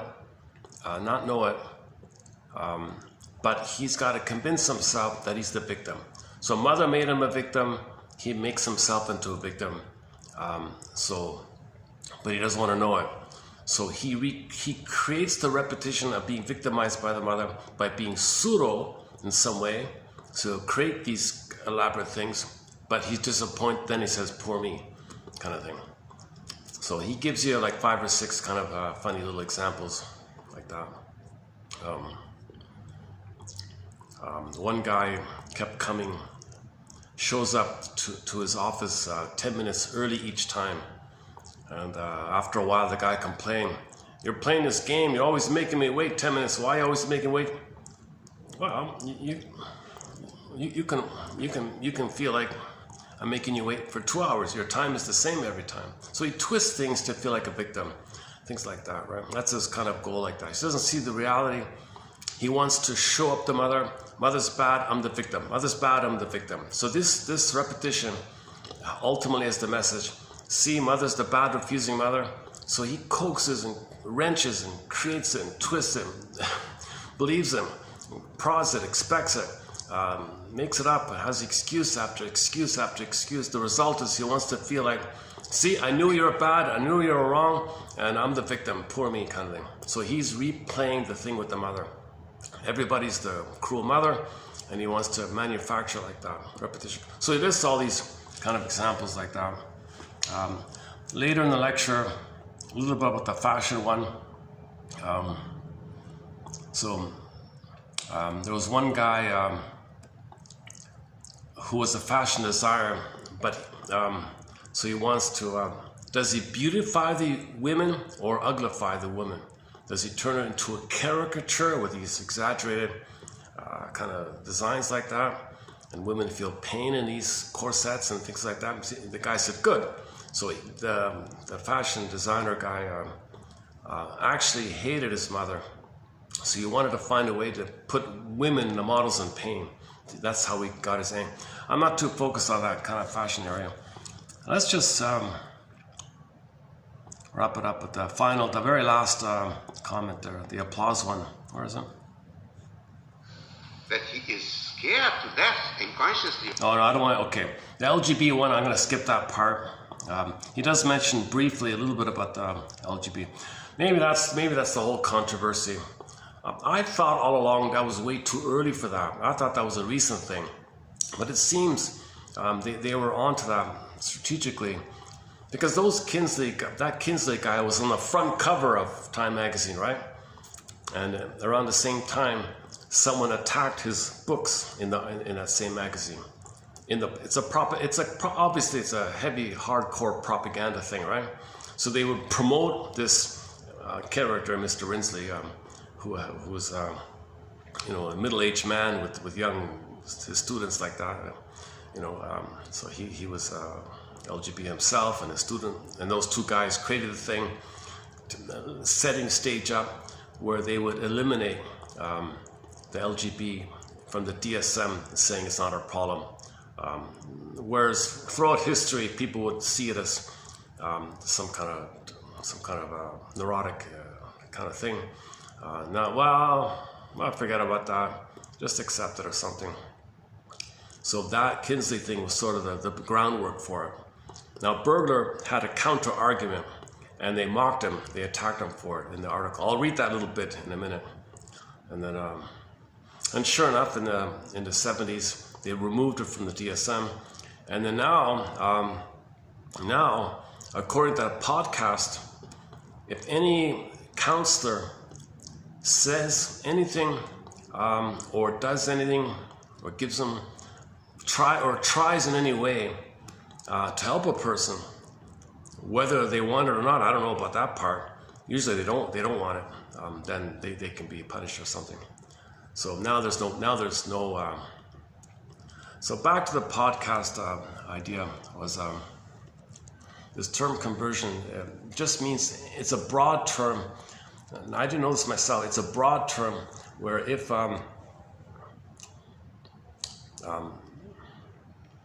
he wants to go to his quote-unquote biological destiny. Okay, I can't quote one thing. In the podcast, she did interview a woman who was LGBT woman, and she didn't like how when she's with another lady, she would be crude to her. Like, why was she so sadistic towards young ladies like that? Like, why was she like that? Had no interest in the men, of course. So she finally went to get help, and she reported that the shrink told her, well, you've identified with the aggressor. So you're treating women the way your mother treated you. So it turned out the mother gave her enemas and things and violated her and attacked her and was rude to her and rough handling. And so she became that aggressor, passive into active, right? So this repetition in reverse, right? Repetition, compulsion, identification is aggressive. So she identified with the mother, internalized the mother, became that mother. So she does that to herself. So now she needs other women around to act onto others what the mother had done to her because she'd become that mother. She said she freaked out and then stopped and then changed and then it helped her. I don't know if I didn't hear the whole thing, something like that. So, but since it's on the podcast, like I mentioned that part, I think that's okay, right? But okay, Berger does talk about how dramatic the LGBT relationships are. There's a lot of there's an immense amount of jealousy. And he says, think about a heterosexual couple who argue a lot. He says, well, that's kind of like on par. That's like the norm for the LGBT couples. They're very jealous and argue a lot. And then, okay, let's leave it there like that. I just want to get the closing part. Hold on. Women, but since his sex plan still works, so obviously has to do something with it. Okay, that's the part I want to skip. Hold on a second. Other extreme, since they are. Okay, so he made the comment about maybe if the man has an immense fear of the mother, he's so petrified of the mother. Well, what? There's only two, right? So he goes to the other one or something. So he means it that way. Only two sexes. There's only two continents. Sex, namely his own, as a rescue station, and secondarily endows his rescue station with a sexual attraction. If you tell this to a homosexual, he will be absolutely furious with you. And he'll be very furious. If you mention this, they get wildly jealous and hysterical and extremely dramatic and angry if you point something out to them like that. In the article, they talk a lot about, in that podcast, they talked about the 5-minute thing. Apparently, there's an immense amount of inability to have a long-term, there's a lot of promiscuity in that kind of area. And it's only about, there's no love, there's no effect, there's only tension release, something like that. That you don't understand, that this is all nonsense, that homosexual are just homosexual and nothing else. They are not. They are fugitive from women and scared to death of women. Fugitive from women. Now, the best proof is that one can cure this, provided that one understands that the relationship of these people is full of constant conflict. If you can imagine the worst heterosexual couple you know, then you have a faint idea what the best homosexual couple is. Why? Because there are constant conflict of injustice collecting, of masochism, with the result that after a few years these people give up living together and are going cruising, as they call it, meaning 5-minute relationship of constantly changing nature. Now let's see, how does it apply to the fashion designer? Well, the fashion one. So a fashion designer is obviously a person, if you ask him what's your profession, he will say, I'm beautifying women. Well, so if you point out something of the type which I mentioned there, they start to laugh. It would be a wonderful joke for them. I said, well, women are crazy, so let them suffer. So, and one quoted to me once a quotation from the New Yorker, a joke in the New Yorker, which said, fashion is the racket of selling clothes. I said, it's very interesting. This only explains the fact that you have to have every 6 months a different fashion. But it doesn't explain why the next fashion must be so ugly that it makes a caricature out of the woman. No answer to that. So you see, if you take this in layers, this is a person who is fantastically afraid of the woman. In a conscious object, I am, first defense, I am not masochistically attached to women, I hate women, in a conscious object. And he said, neither am I masochistically attached, nor do I hate them. I simply love the other sex, and as far as my profession goes, I want to beautify women. But you see, the aggression, which is a deeper layer, comes in and he makes a caricature out of the whole story. One thing could go on and on, giving examples, but the upshot of the story is that you can solve to reduce it to a very simple formula, and inner conflict in 2 ways. You can solve it masochistically, and you can solve it in the form of a sublimation. Sublimation does not pertain to the whole personality, but only to a sector of the personality, nor does neurosis pertains to the whole personality. Mark Twain once said that everything human is pathetic. Especially pathetic is the fact that people are using an enormous amount of inner energy constantly to prove to this inner conscience, to this torture machine, I am not guilty, would you please settle for that? And then they admit to the lesser crime, then this is accepted for a certain time, then rejected, a new defense has to be substituted, and then it looks as if the person during his lifetime would change. It doesn't change at all, the defense is to change. And as far as a masochistic solution goes, one can perhaps enlarge on this old saying, man's inhumanity to man. One can enlarge on it. One can say, man's inhumanity to man is equaled only by man's inhumanity to himself.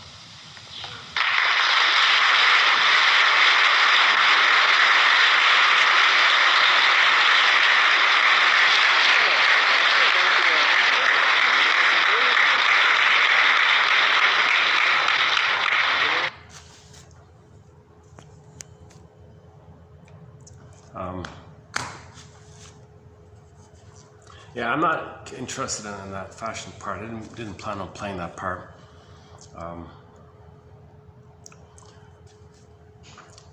So we don't have a thread on the LGB kind of thing.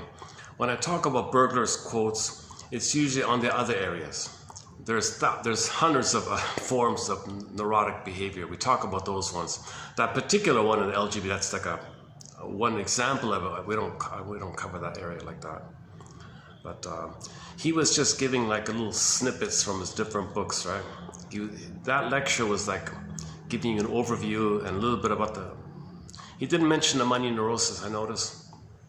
He didn't mention about the gambling one. So he just gave a couple of examples, right? Maybe in the earlier lecture he gave other examples. Man, oh man, I hope more of these lectures can surface if somebody has them. So if you want to hear the whole thing, go to Buffalo State University Digital Archive. Type in burglar in the search engine. It's just got the one entry there. Yeah. So it's a nice surprise to hear his voice. I was thinking maybe that's how Mr. Freud sounded. Maybe Freud sounded a bit like that. Maybe Freud sounds like that a bit as well. I don't know. But he has actually, no, I thought about the most recent self-help book. So he among his books, there are a few for the general public, self-help. The last one that he posted was called "Attentions Can Be Reduced to Nuisances." Okay, let's just quickly read find a part of that. Maybe I'll just read maybe just like the table of contents part, if I can find it here. Hold on a second. Where are we here? Attention. Oh, here it is. Attention. Oh, here we go. Let me just read a part. Oh, does that work if I do this? Let me try this. You know, a few years ago, here it is. Here. A few years ago, these books were not even online. Only recently. This is his most recent self-help book, just before he passed away, I think. So I think I thought I might just. I noticed in the table of contents, just as the. Here's his list of books. Oh my God! Yeah, okay, look at that. So he wrote 24 books. All these ones here, eh? From the 30s to the early 60s, basically. Plus 300 articles. Plus all the lectures and TV appearances, which he gave, and plus all the clients he saw. Man, oh man, I don't know how we did it, right? Okay, this one is 1960, 1 year before he passed away, right? Is this gonna, let's see, does this read out? Maybe I'll just let the phone read it out. Let's see, does it work? Oh! For correct operation of Introduction. The author contradicts the popular assumption that tensions arise as a result of external factors, and claims that most tensions are caused by unconscious conflicts. The human being, unknowingly and unwittingly, is a perpetual defendant before the tribunal of inner conscience.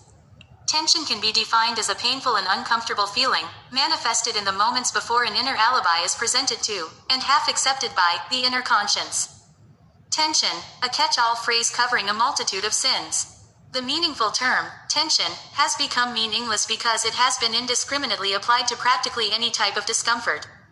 Neurotics misuse externally disagreeable facts, elevating them to tragedies instead of seeing them as the nuisances they actually are. This misuse of facts is based on inner self-damaging tendencies. Some people unconsciously love discomfort. These are psychic masochists. From this group come the main candidates for intolerable tensions. 2. Don't take emotions at face value. Unconscious wishes and unconscious reproaches never reach consciousness in direct form. Both are 5. Ill. 19. 30. Contents. Camouflaged, indifferent and confusing. Package wrappings, called inner defense mechanisms. By confusing different layers, the individual invariably arrives at incorrect conclusions. A technique of decoding is therefore necessary. 3. Self-damaging tendencies. The psychic cancer. Every human being carries, as an unconscious souvenir of his nursery past, a sizable package of psychic masochism. Okay, let's bail on that. The audio's not too clear now, right? Okay, let's go to the two reviewers of his book about the writing one. Let's see. Okay, let's read. So I'm just like a portion of it. I don't have the whole thing here. So this was one of the attackers. So again, it feels like the Freud material was neutralized because they did a disturbed English translation of it, and that's what's pushed, and it's all muddled and messed up. So no one likes it. Now you're kind of blocked there, right?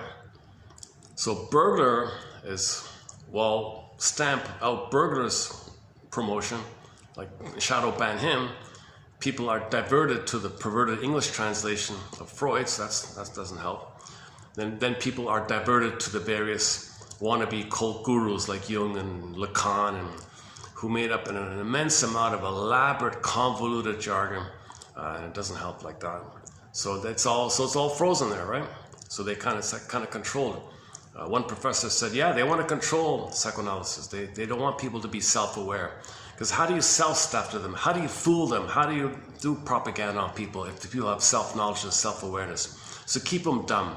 So keep people dumb, basically. So Burglar was clear, and you'd be inspired. So they shadow banned him, right?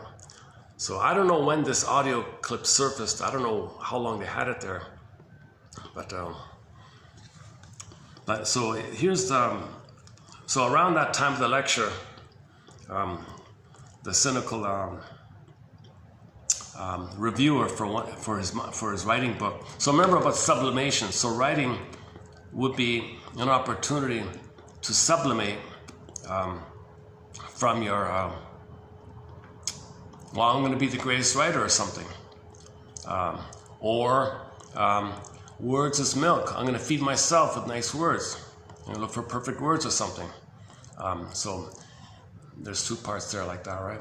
So if you can find nice words, colorful words, poetic words or something, it might be like comforting yourself, soothing yourself, giving yourself milk like that.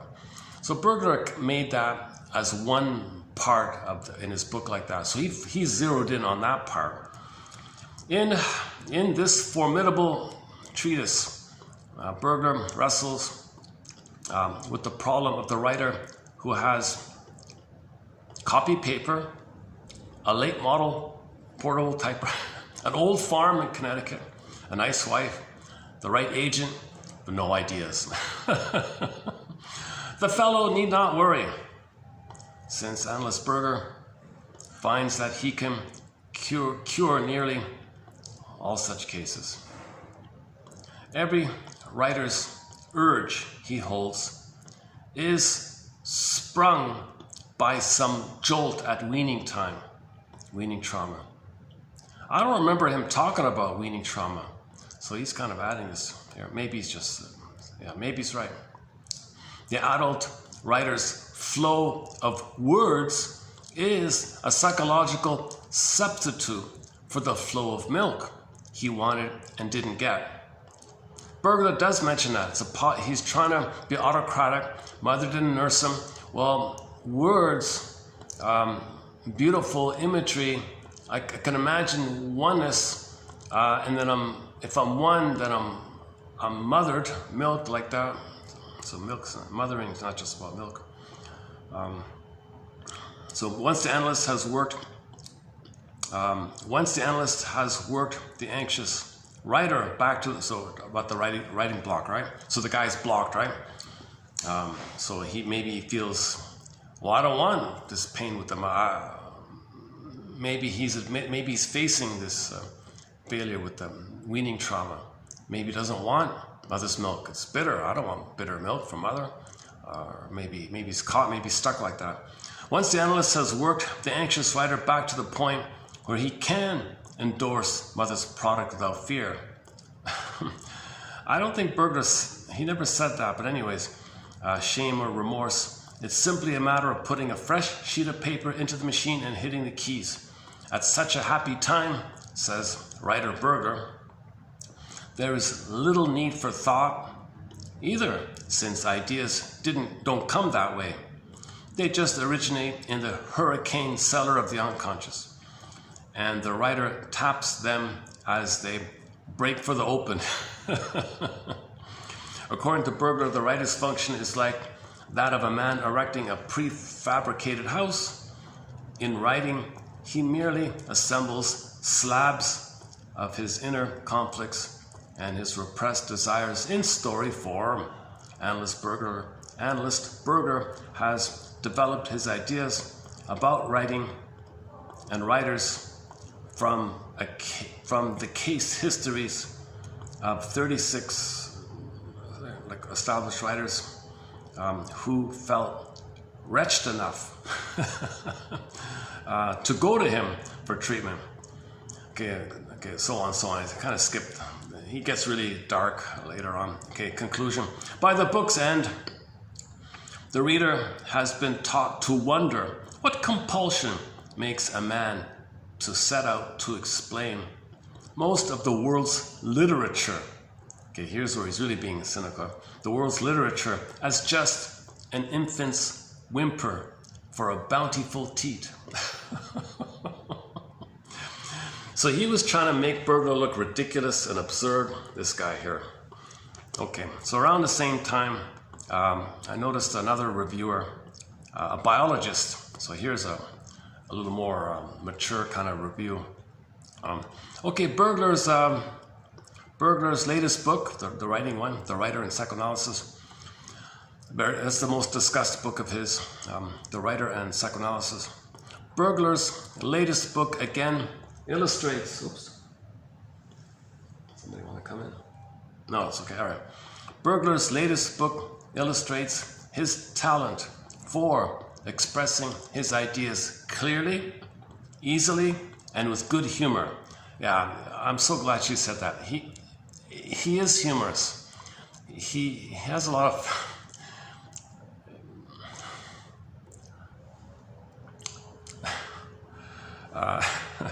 okay, one second.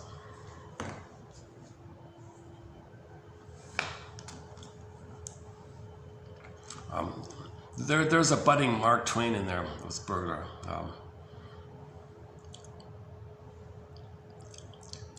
Okay. The volume contains the author's views on the causes of sterility of production in writers. Okay, goes on a bit. The principal thesis which the author seems to propound is that a writer's inspiration, or lack of it, is attributable to his being a perpetual defendant, accused before the high tribunal of his unconscious conscience, the superego. Okay, what the writer unwillingly produces is nothing but an unconscious secondary alibi defense. So the alibi, okay, so this pseudo stuff, writing is an alibi. I'm not passive, I'm active, alibi. I don't enjoy what my mother did to me. I'm going to be active. I'm going to rebel against all this. That's the alibi that he's not enjoying this. So sublimation is to give you some kind of, no, I'm not guilty of enjoying psychomasochism. No, I don't want this. I'm not guilty of this. No, alibi. See, I'm aggressive. So if he's successful in that, things can flow. Right? He can write freely. The particular value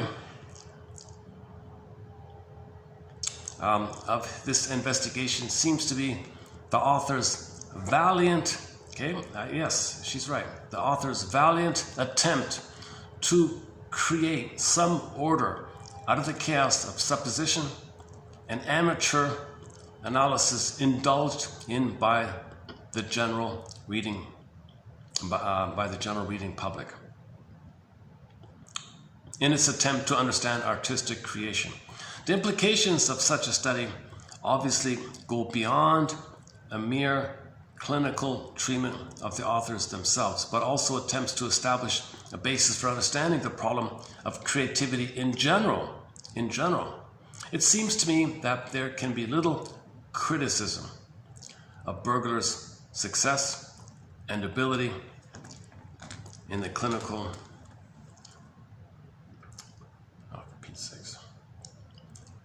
if you move the phone just a little bit, things flip and twist. It doesn't stay still. It rotates too easily. Even though you say don't rotate.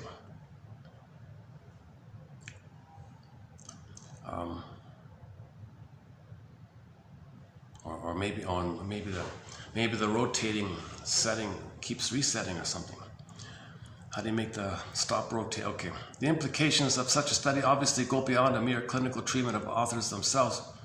It seems to me, that there can be little criticism of Burglar's success. I mean, he had a huge waiting list.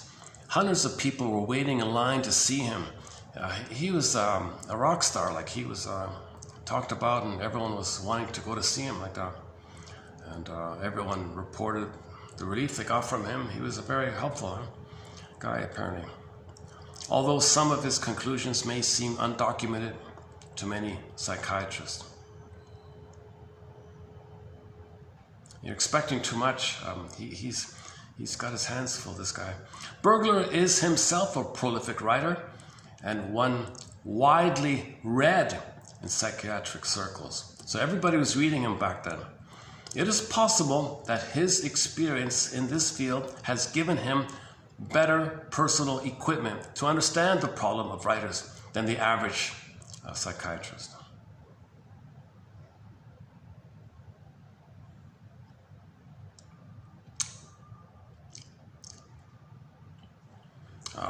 So this is Mrs. White here from the Biology Journal, reviewing the book here.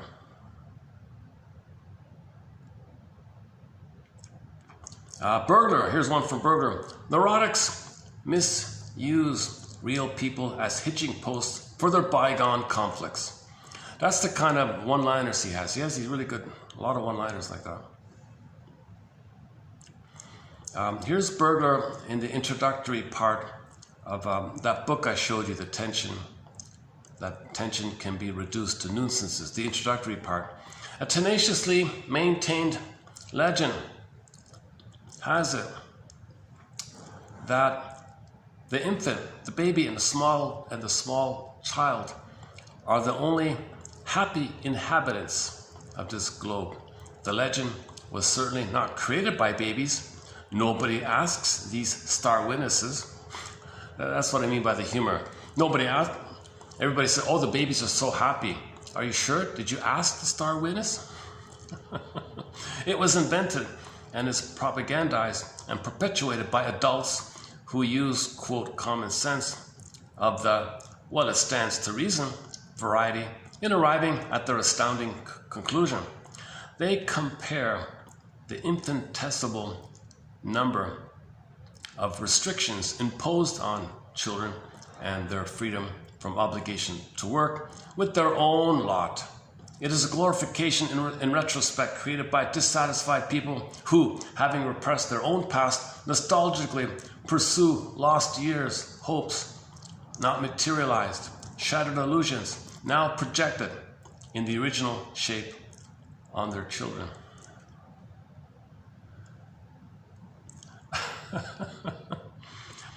Next part here. The baby acts as though everything, quote, good. Oh, okay, that's another point. Okay, then he goes on. Are you sure the baby's so happy? Did you know that if the mother doesn't nurse properly, he thinks he's being invaded and attacked, right? Like if the mother is rough handling, he thinks he's being ripped apart or something. If the mother is, so he has the fears, the baby has all these immense fears. The mother's misattunement and rough handling and not holding the baby right.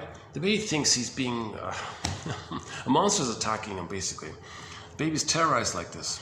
So he's not a happy, the baby's not a happy camper. Most babies are not happy campers. What's this other one here? Okay, another one here. The baby acts as though everything good that happens to him were self-bestowed and treats everything bad as stemming from the outside. This peculiar psychic bookkeeping,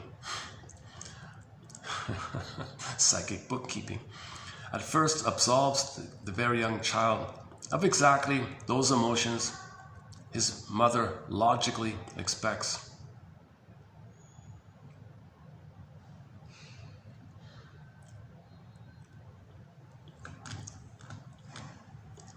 Okay, so once again, projection. He's in pain, okay, the howling man image, okay, the monsters of the id monsters, the howling man, these monsters, the Medusas and Minotaurs, it's within. He can't know it's within. So, but it's causing him pain. he doesn't want to know it's within causing him pain. Something's causing him pain. It can't be within. So he projects the monster onto others and say others are causing him pain. It's called projection, like that. So go to the Forbidden Planet film. Around the same time, 1956 film called The Forbidden Planet. Monsters of the id monsters. So that was teaching you this one basic point. That whole film was to teach you one simple point. One simple point. Okay, so it's a science fiction fantasy thing. You got this planet way up in the sky, and so people discovered this mechanical planet made by some super advanced aliens called the Krell, people who were millions and millions of years way ahead of humans. And as a toy, they made this planet. It's a mechanical, the whole massive planet is a machine, and it has the ability to materialize your thoughts. So, was it Morbius? Yeah, Morbius, is that his name? Yeah, Morbius was on the planet trying to figure this thing out. So he finally got to the point where if he had a conscious thought, poof, there it was. But what Morbius didn't know that if he had an unconscious anger or monster within, okay, so if something triggered him, he was upset unconsciously, poof, on the planet, there'd be monsters running around the planet. And Morbius is saying, where are these monsters coming from? Are they coming from another planet? Did they arrive here from some other external place? That's the point. No, the lesson was they came up by Morbius' unconscious, because that planet would materialize your wishes, conscious and unconscious. But he didn't know it was unconscious. So when he was angry at somebody, the monster popped up. So the conclusion was, oh my God, these are monsters of the id. What's the id? The elementary basis of the unconscious. And the point was, if you didn't know that, you might think it came from some kind of other outside place, but clearly it wasn't. It came from within. That's what the whole film was about. Where are these monsters coming from? Well, they are materialized by this fancy machine that materializes what you wish, feel, etc. So Mr. Morbius has inside of him this monster inside of him. Okay, his anger at his mother, creating a monster. Looked like the Tasmanian devil kind of character. So inside of him, instead of the howling man, the guy with the horns, he had the Tasmanian devil thing. Okay, so when he felt that, okay, and had that wish to express his anger onto somebody who reminded him of his mother hurting him, then poof, the Tasmanian devil would materialize and attack those people like that. And they were gobbling up those people. And he said, I don't know what's going on here. Don't blame me. I don't know what's going on here. So long story short, that planet materializes, makes visible and real the thing that's inside of you. Monsters of the id. So the enemies within, monsters within, devils within, beasts within, all that kind of stuff. These beasts and monsters and stuff like that, okay, that's the personification of the energy of your anger rebounding in. Get back to Howling Man, episode like that. And Star Trek paid a tribute to this film called Requiem for Methuselah, same kind of idea. Instead of the Tasmanian devil one, they had this kind of robotish thing.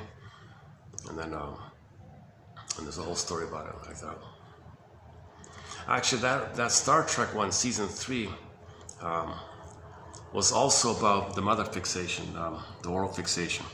Because in that one, in the Star Trek one, you have a guy called the 6,000-year-old man was on there. Just a symbol for all of us, basically. And what's the 6,000-year-old man been doing? What have we been doing? In other words, what humans have been doing? Well, he has the wish that he had a perfect mother. He had the blissful paradise that he's supposed to have received with his mother. So we see him using all of his knowledge that he gained over 6,000 years, Einstein and all these people, and he tried to create the perfect robot woman mother who would read his mind, meet his needs, be one with him, and create that bliss that he didn't get with his mother. So he was getting close to it. He was in the process of it. And then the crew came, the Kirk and all that. And the Kirk saw that robot woman play the song, Just One Look. That's all it took. Oh, just one look. Okay, so in his mind also is the ideal perfect mother to compensate for his esteem. And so and he projected that image onto the robot woman, and he wanted her. She's mine. 6,000-year-old man. So what are you talking about? I've been working on her for 6,000 years. She's mine. They had a fist fight over it. And then what was it again? One of the characters on the side said, the eternal issue. This basic eternal issue. We didn't get the oneness of the mother. Mothers are not feeding properly, weaning trauma. So the guy was trying to create a perfect woman, wanting her to feel and be sweet and lovely and be a perfect woman. I had the perfect mother, standing for the mother. But she was still a robot. But he was kind of trying to make her humanish enough to feel the blissful oneness. Something like that. That was the added point about him. The comment was the eternal love triangle. It's not about that. See, the triangle is, the problem with the mother is transferred into the triangle. So you think it's the triangle. So you transfer your problem with the mother into other stages of development, into somatic areas of development. It's just being transferred like that. So the body can express the psychological issue like that.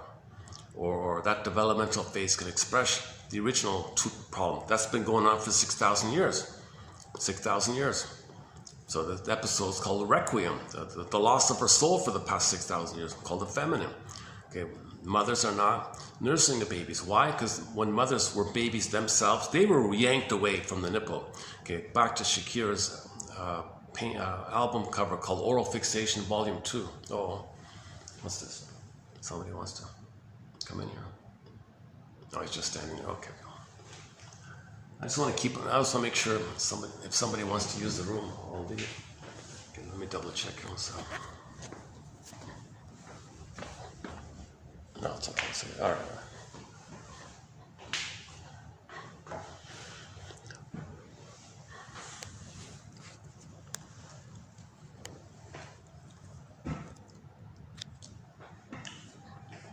Where are we here?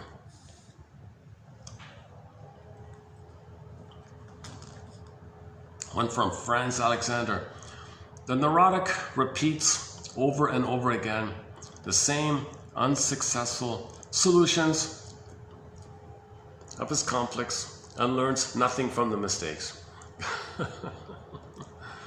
Supposed to learn, right? So Berger is teaching in the audience. Okay, if you want to read that, go to 3121. So I just did sort of a preview of those book reviews on Berger's book, 3121. Let's dig up 3120. So what was this one again?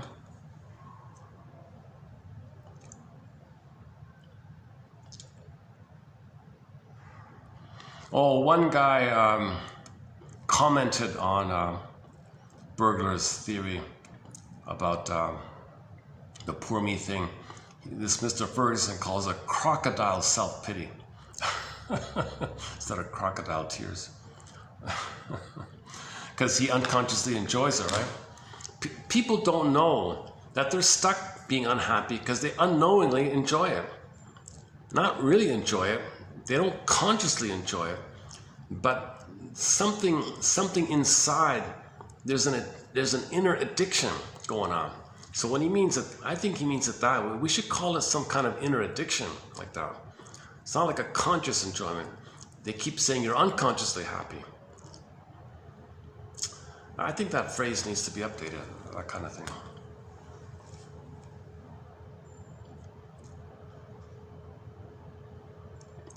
Okay, I was going to do, what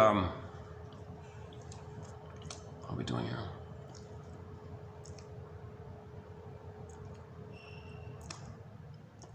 I found some other quotes about the gambling. So I have a lot of quotes from Berger's gambling book, but there's some other kind of like regular, What makes the hooked gambler tick?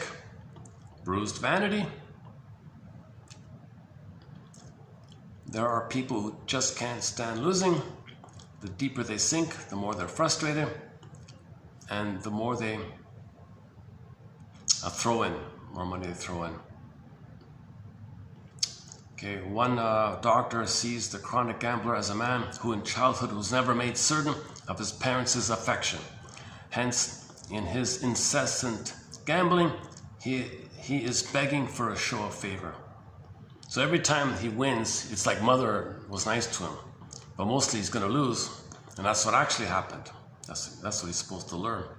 If he doesn't learn it, he's neurotic. So the purpose of the gambling routine is to learn the lesson that your mother mostly refused you. She refused you because people lose those things, and that's set up for people to lose because people are addicted. Because people want to find their story. Mother was alluring and promising, rejecting. Ouch. Well, how do you repeat that? All these slot machines are blinking lights, alluring, promising, rejecting. Click, click, click, rejection. So you're supposed to make the inference that the machine is standing in for the mother. Mother was cold and refusing, like that machine. Now, you're neurotic if you don't learn it.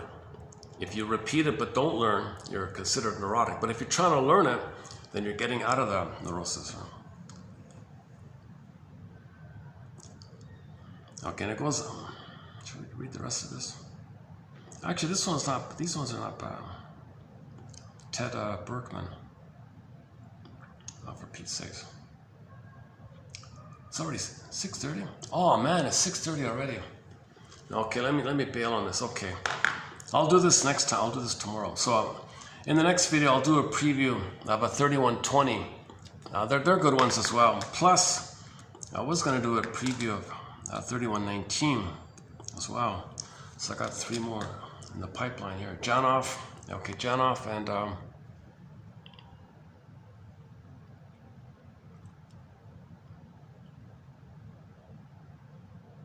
and burglar as well, actually. Okay. And then today's batch is going to be 3021. This one here, 3021. No. Sorry. Pardon me. Yesterday was 3080. 3081. 3081. 3081, yeah.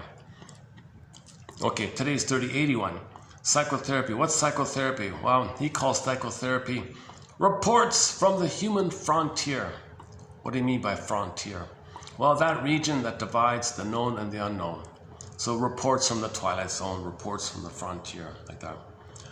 So he talks about transference, the client's unconscious attempt to reestablish an earlier symbiotic relationship with a person important in his life. By symbiosis, I refer to a collaborative way of being in the world. In the transference, the client tries to recreate a collaboration such as he had in the past with some important person. It's a pattern way of being in the world that involves a significant other, and that is reactivated in the client's relation to the therapist. The client displays his being in the world and his way of relating to the therapist. The client who needs to forestall this display of his inner life has a major resistance which must be dealt with if any genuine therapeutic product is to be obtained. When the client projects their prior relationship onto the therapist, not only is the transference that projection, it is also the client's bringing that same relationship that same self into the relationship. This is to say that the client in transference does not bring all of his self. Okay, so you had a dynamic in the past, problematic, painful. In the present, somebody stands in either for you or your mother, passive and active, and you play the other one and recreate the present, transfer the past to the present, recreate. So now you're meant to observe what happened. Now you're knowing what happened in the past because you're going to recreate in the present to know the past. So this whole dynamic is transference now.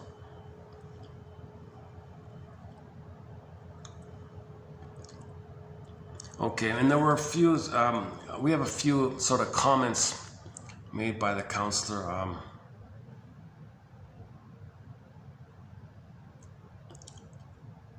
Okay, I'll just look at me. I'll just leave it there for below. And the one about the therapist shouldn't step into the role of playing mother. He's got to play the role of making you conscious, not step into the role of the mother. So don't collude like that. Okay, maybe I'll just leave it there. It's not too strong. This one here is not a very strong set, 3081. So now let's play a clip from the TV show Medic.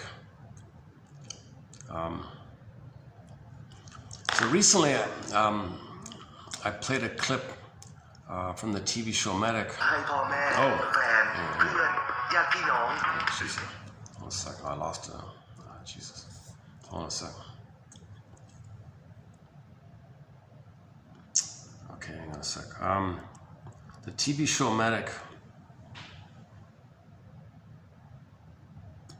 Where was it? 17 something?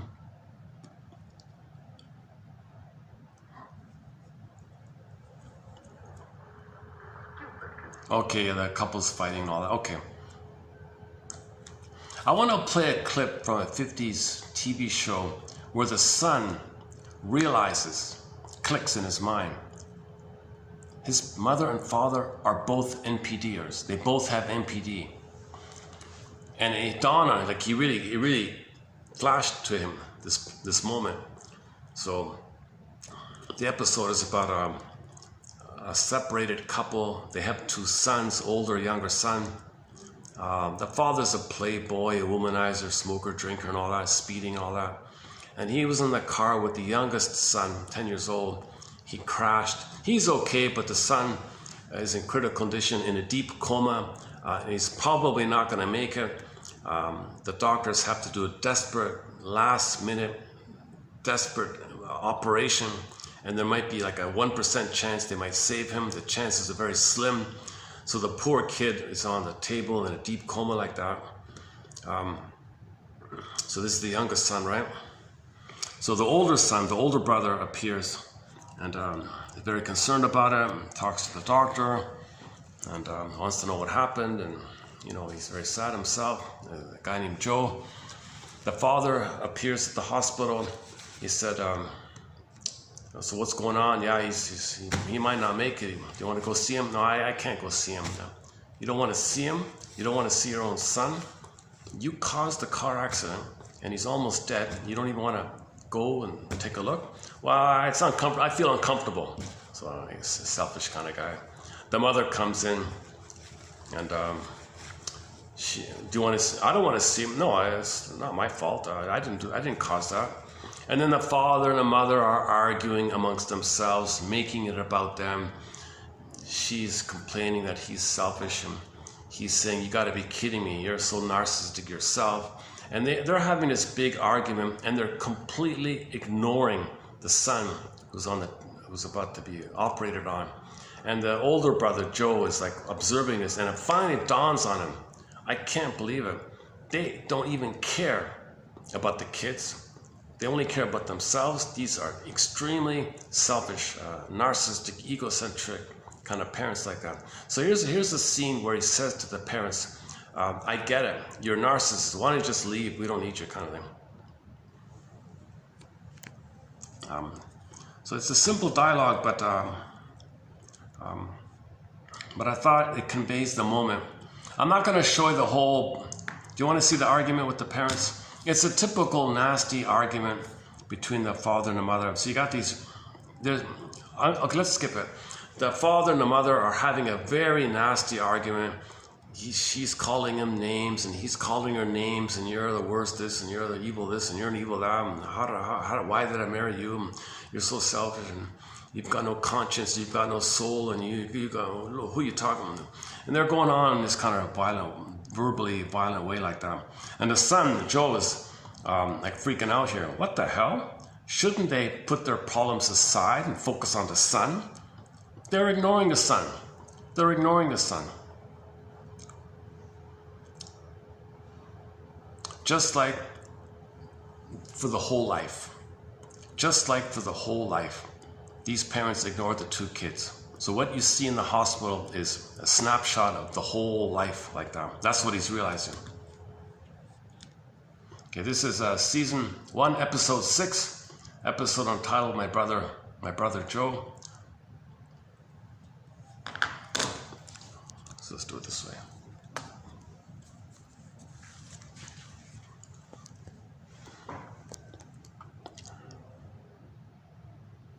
Stupid fool, be quiet.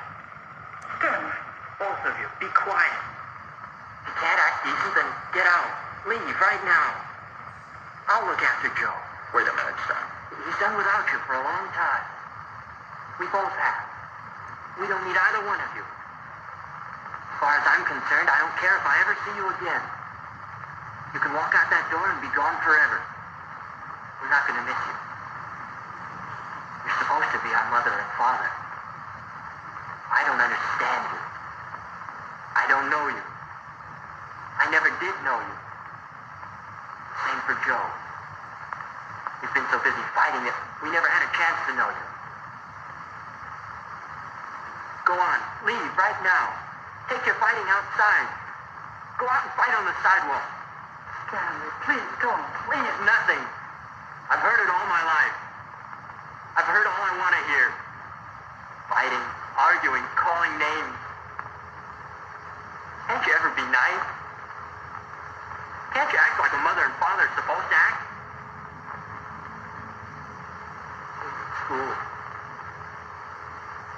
Their folks are nice. They like each other. Why can't you be like them? Oh, hi. What's up? Do you need to use? Oh, hold on a Joey second. in there. Oh, thanks. No, hold on a second. 1 second. Why don't I just play it? Yep. All you can do is fight and argue. I know what you're like now. I didn't want to, but I finally made up my mind.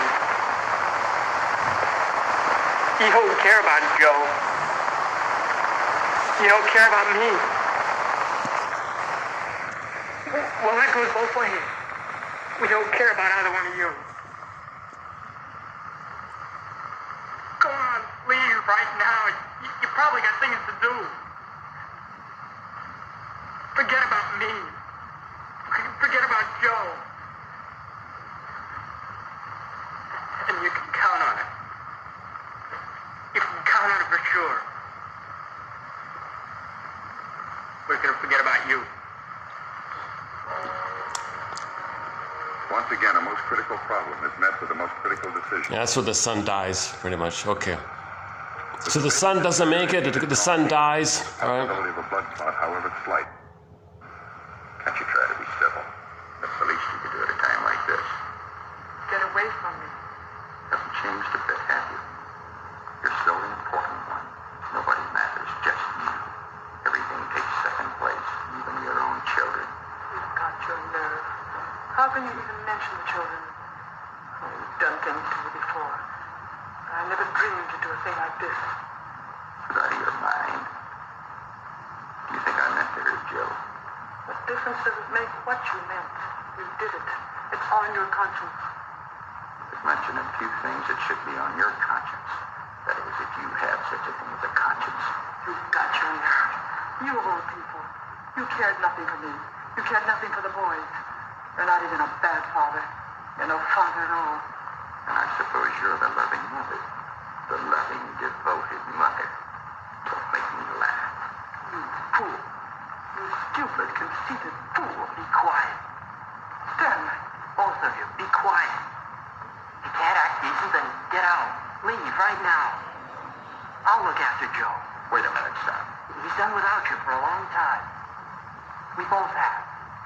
We don't need either one of you. As far as I'm concerned, I don't care if I ever see you again.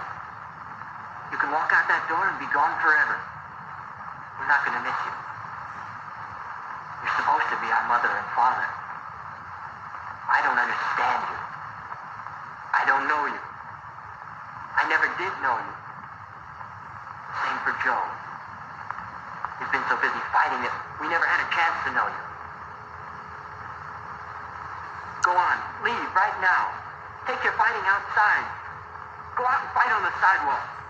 Stanley, please don't. Please nothing. I've heard it all my life. I've heard all I want to hear. Fighting, arguing, calling names. Can't you ever be nice? Can't you act like a mother and father are supposed to act? School. Their folks are nice. They like each other. Why can't you be like them? Even now, Joey in there, all banged up. All you can do is fight and argue. I know what you're like now. Mm-hmm. I didn't want to, but I finally made up my mind. You don't care about Joe. You don't care about me. Mm-hmm. Well, that goes both ways. We don't care about either one of you. Go on, leave right now. You probably got things to do. Forget about me. Forget about Joe. And you can count on it. You can count on it for sure. We're going to forget about you. Once again, That's the realization when you realize that's the moment when you realize both your parents have NPD. They didn't care in any way about them.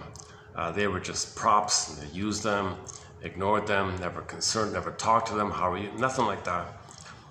Now the father in the episode seemed a little, because he's guilty of the crash and the son's going to die, so he was a little calmer in that scene there. But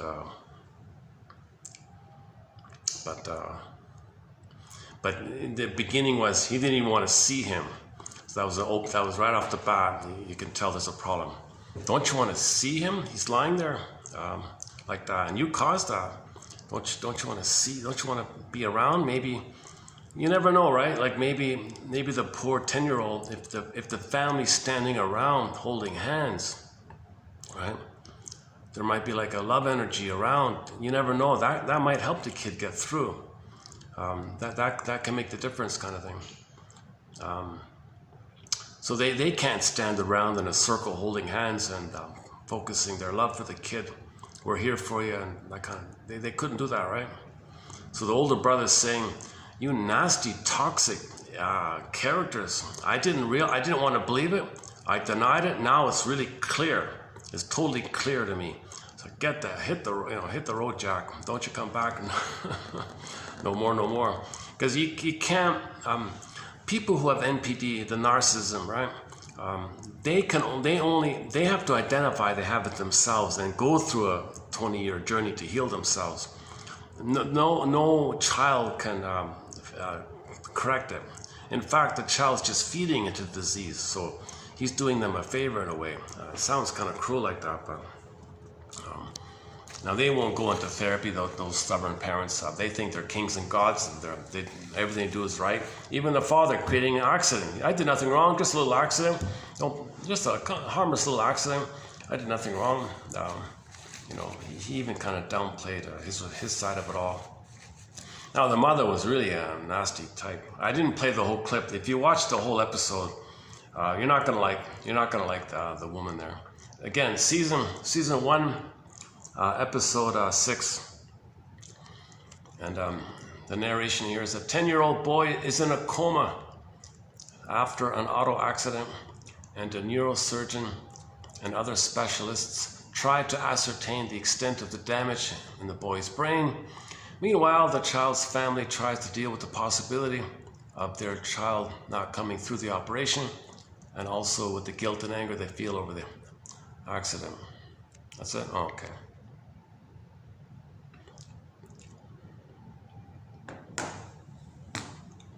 It's a famous episode. The doctor, the surgeon, is a well-known actor, famous actor. I'm not a fan, but anyways.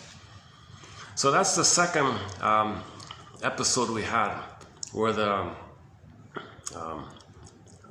son has to free himself from the dysfunctional home like that. The other one was the story about the guy with the pimples. I forgot this guy with the acne problem. So I played that clip already. Mama says jump. That one there. That's a good little clip too. Let's play it again. Let me just play that one again. It's only like a minute long. So again, another. She was using the son as a continuation of the dead husband. So she wanted to continue the relationship with her husband and uses the son as a stand-in, like a copy, and continue. And so she was controlling him to do so. She said, I can't live a dead man's life. I gotta have my own life. And because of the stress, he had a huge acne problem, emotional stress. So when he told her to back off, his zits went away, basically. So that was a sort of a simple medical one. So the medical stories are good.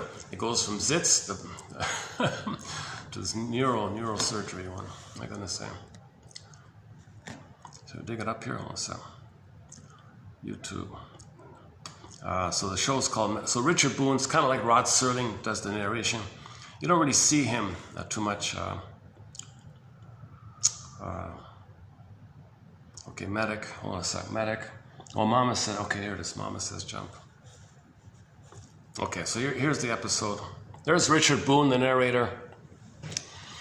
He played in Have Will Travel and the sequel called Heck Ramsey. He also had his own show called The Richard Boone Show, live theater on stage. We have one or two quotes from there. Let's see. Hold on a sec. Conrad Steiner, Doctor of Medicine. Where's the one where he tells her? I can. Hold on. I know, Ma.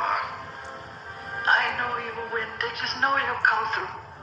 It's your business. You see, the mother couldn't mourn. You see, the mother couldn't admit the loss of the husband.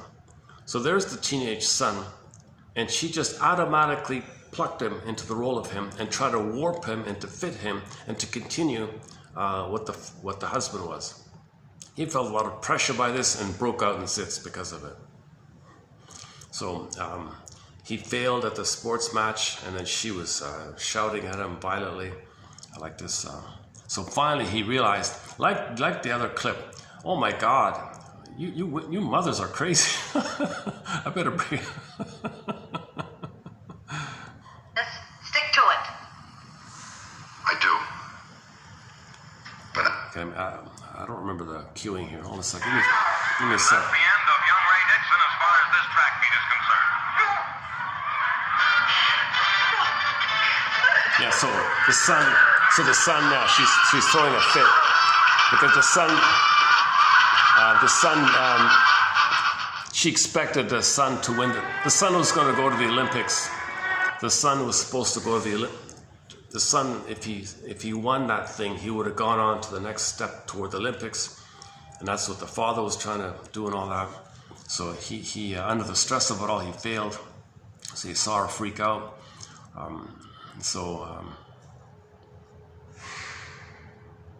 Okay, so let's continue here.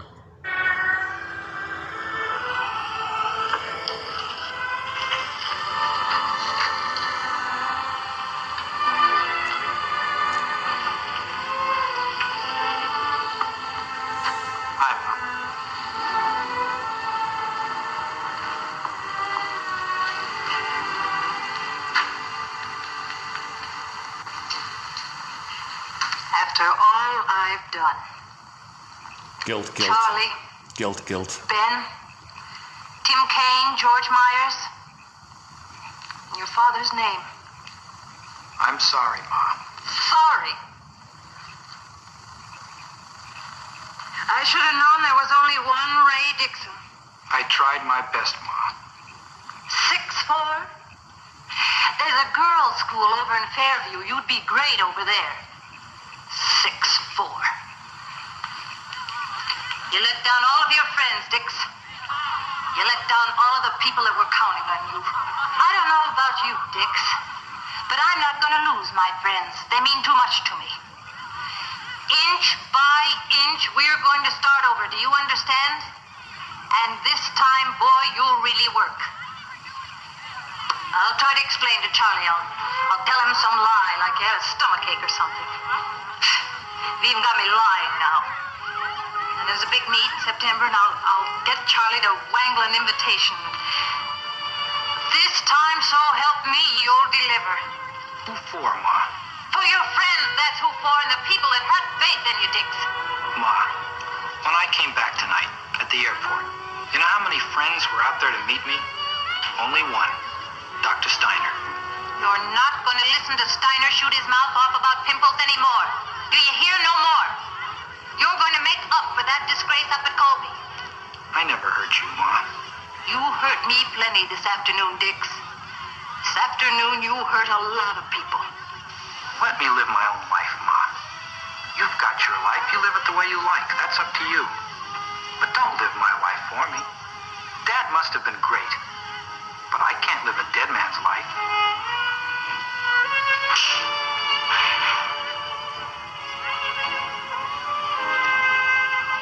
Don't wait up for me, Ma. I'll be kind of late.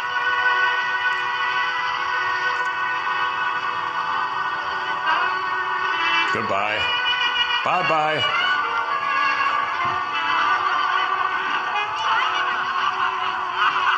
Don't wait up for me. Goes on with his life, lives his life. Don't wait up for me. Okay. So she partnerified the son. Otherwise, she has nobody. She lived in what's called complementary narcissism. She was like a co-narcissist or something, a codependent narcissist, clingy vine narcissist. So the husband had some potential success or something, and her identity was through him. Now he's gone. What's her identity? She has no identity herself. Oh, the son can fill in for him, but he says, I can't play a dead man. She hits him and says, Jesus, live your life, dude. Woman, do that. Live your life.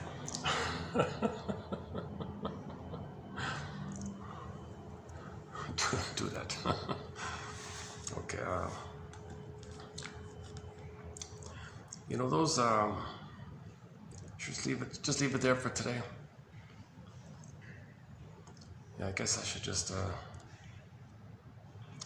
leave it here for today. What about a song? Hold on. Let's let the iPhone read out today's quotes below. Although it's not a strong batch of quotes, let me just run through it quickly here.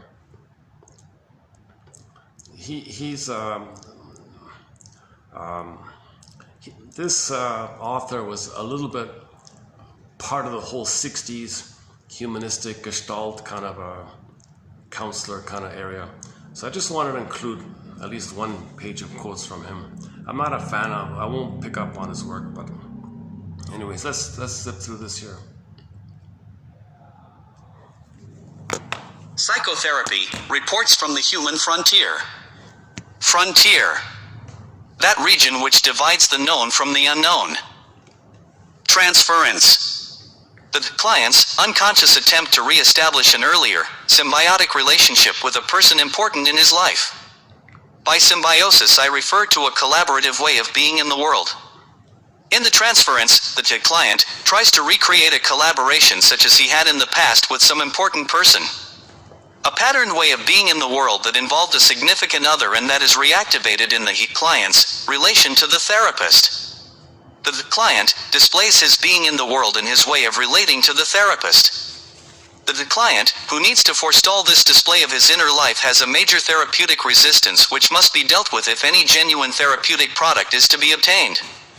When the client projects their prior relationship onto the therapist, not only is the transference that projection, it is also the client's bringing that same self into the relationship. This is to say that the client, in transference, does not bring all of his selves. You are fearful that you may not have control over what is happening in this interview, and so you have to try to gain control by questioning me. You're fearful to let me know you, and so you try to amuse me instead of telling me about yourself. Hannah, you're trying to find your way to me through asking my help, just as you did your father. Gary's fear of success. His identification with his hypercritical father, reproduced in the transference with me, which made this form of self-castigation a way of trying to win a closeness that always faded away, implicitly. You see, Dad, I'm just like you in finding Gary stupid, so now we are together, aren't we? Gary, you're like a guy who sits in the rear-facing back seat of a station wagon and gripes about the route the driver's taking. You can sit back there and bellyache from now on, but nothing's going to change until you get in the front seat and take the wheel. Neurotic behavior is compulsive behavior. Self-aware, responsible choosing is close to the heart of authenticity, and I want to help the client move toward this goal. Because you were so afraid of your anger, you couldn't risk really looking at the situation before you acted. It is useful to point out repeatedly to the client the needful basis on which his resistances were formed. You need to be vague as to how you feel about your boss.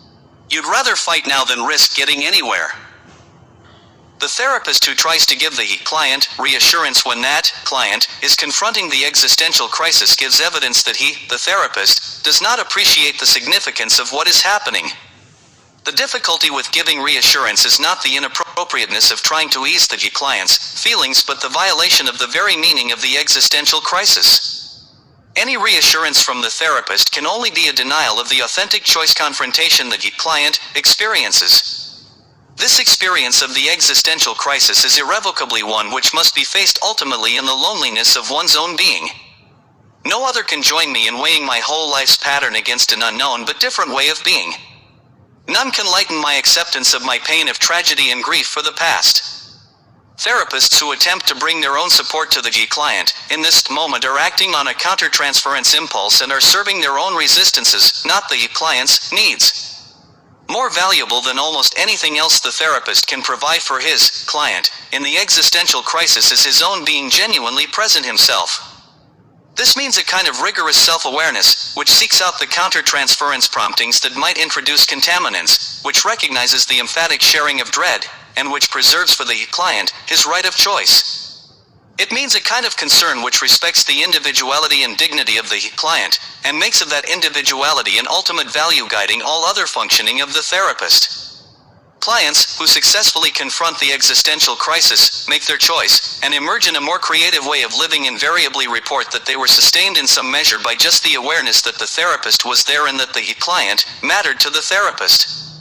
Sometimes, disappointingly, they have forgotten what seemed to the therapist to be exquisitely timed and phrased interpretations, but most meaningfully they have known he was there.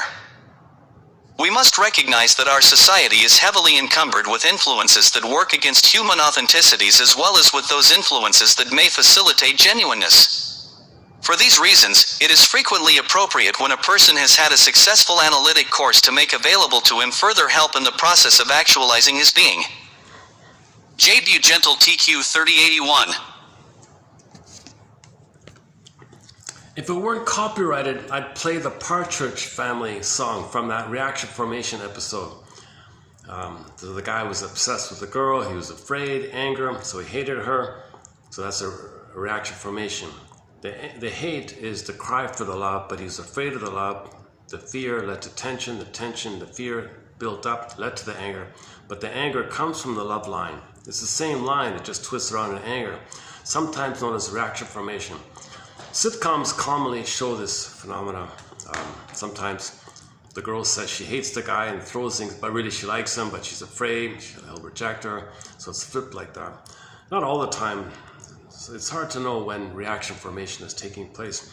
But the song was very nice in that episode. The song, let's see, what was it again? Hang on a second, let's dig it up. Partridge Family. One sec.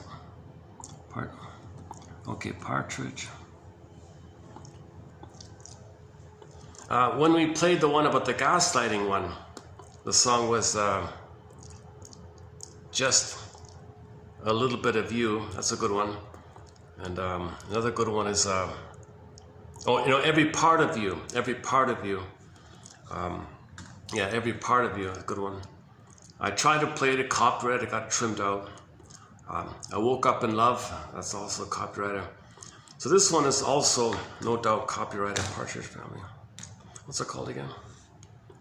Something one night or something.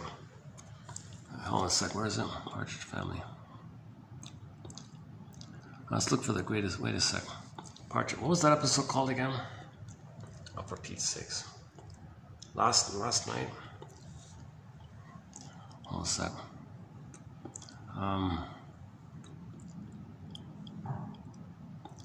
This night or something? This night or something?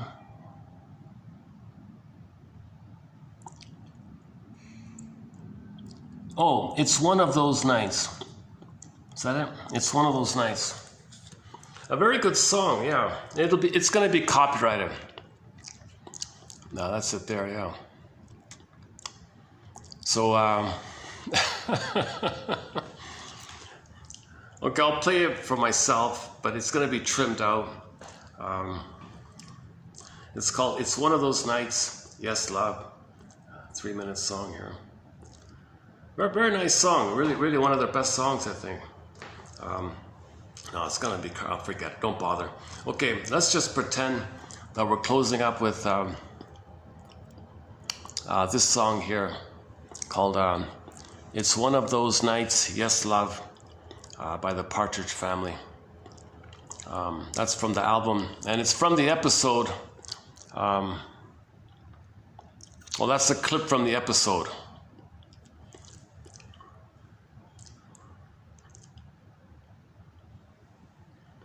Oh, the album is called Shopping Bag.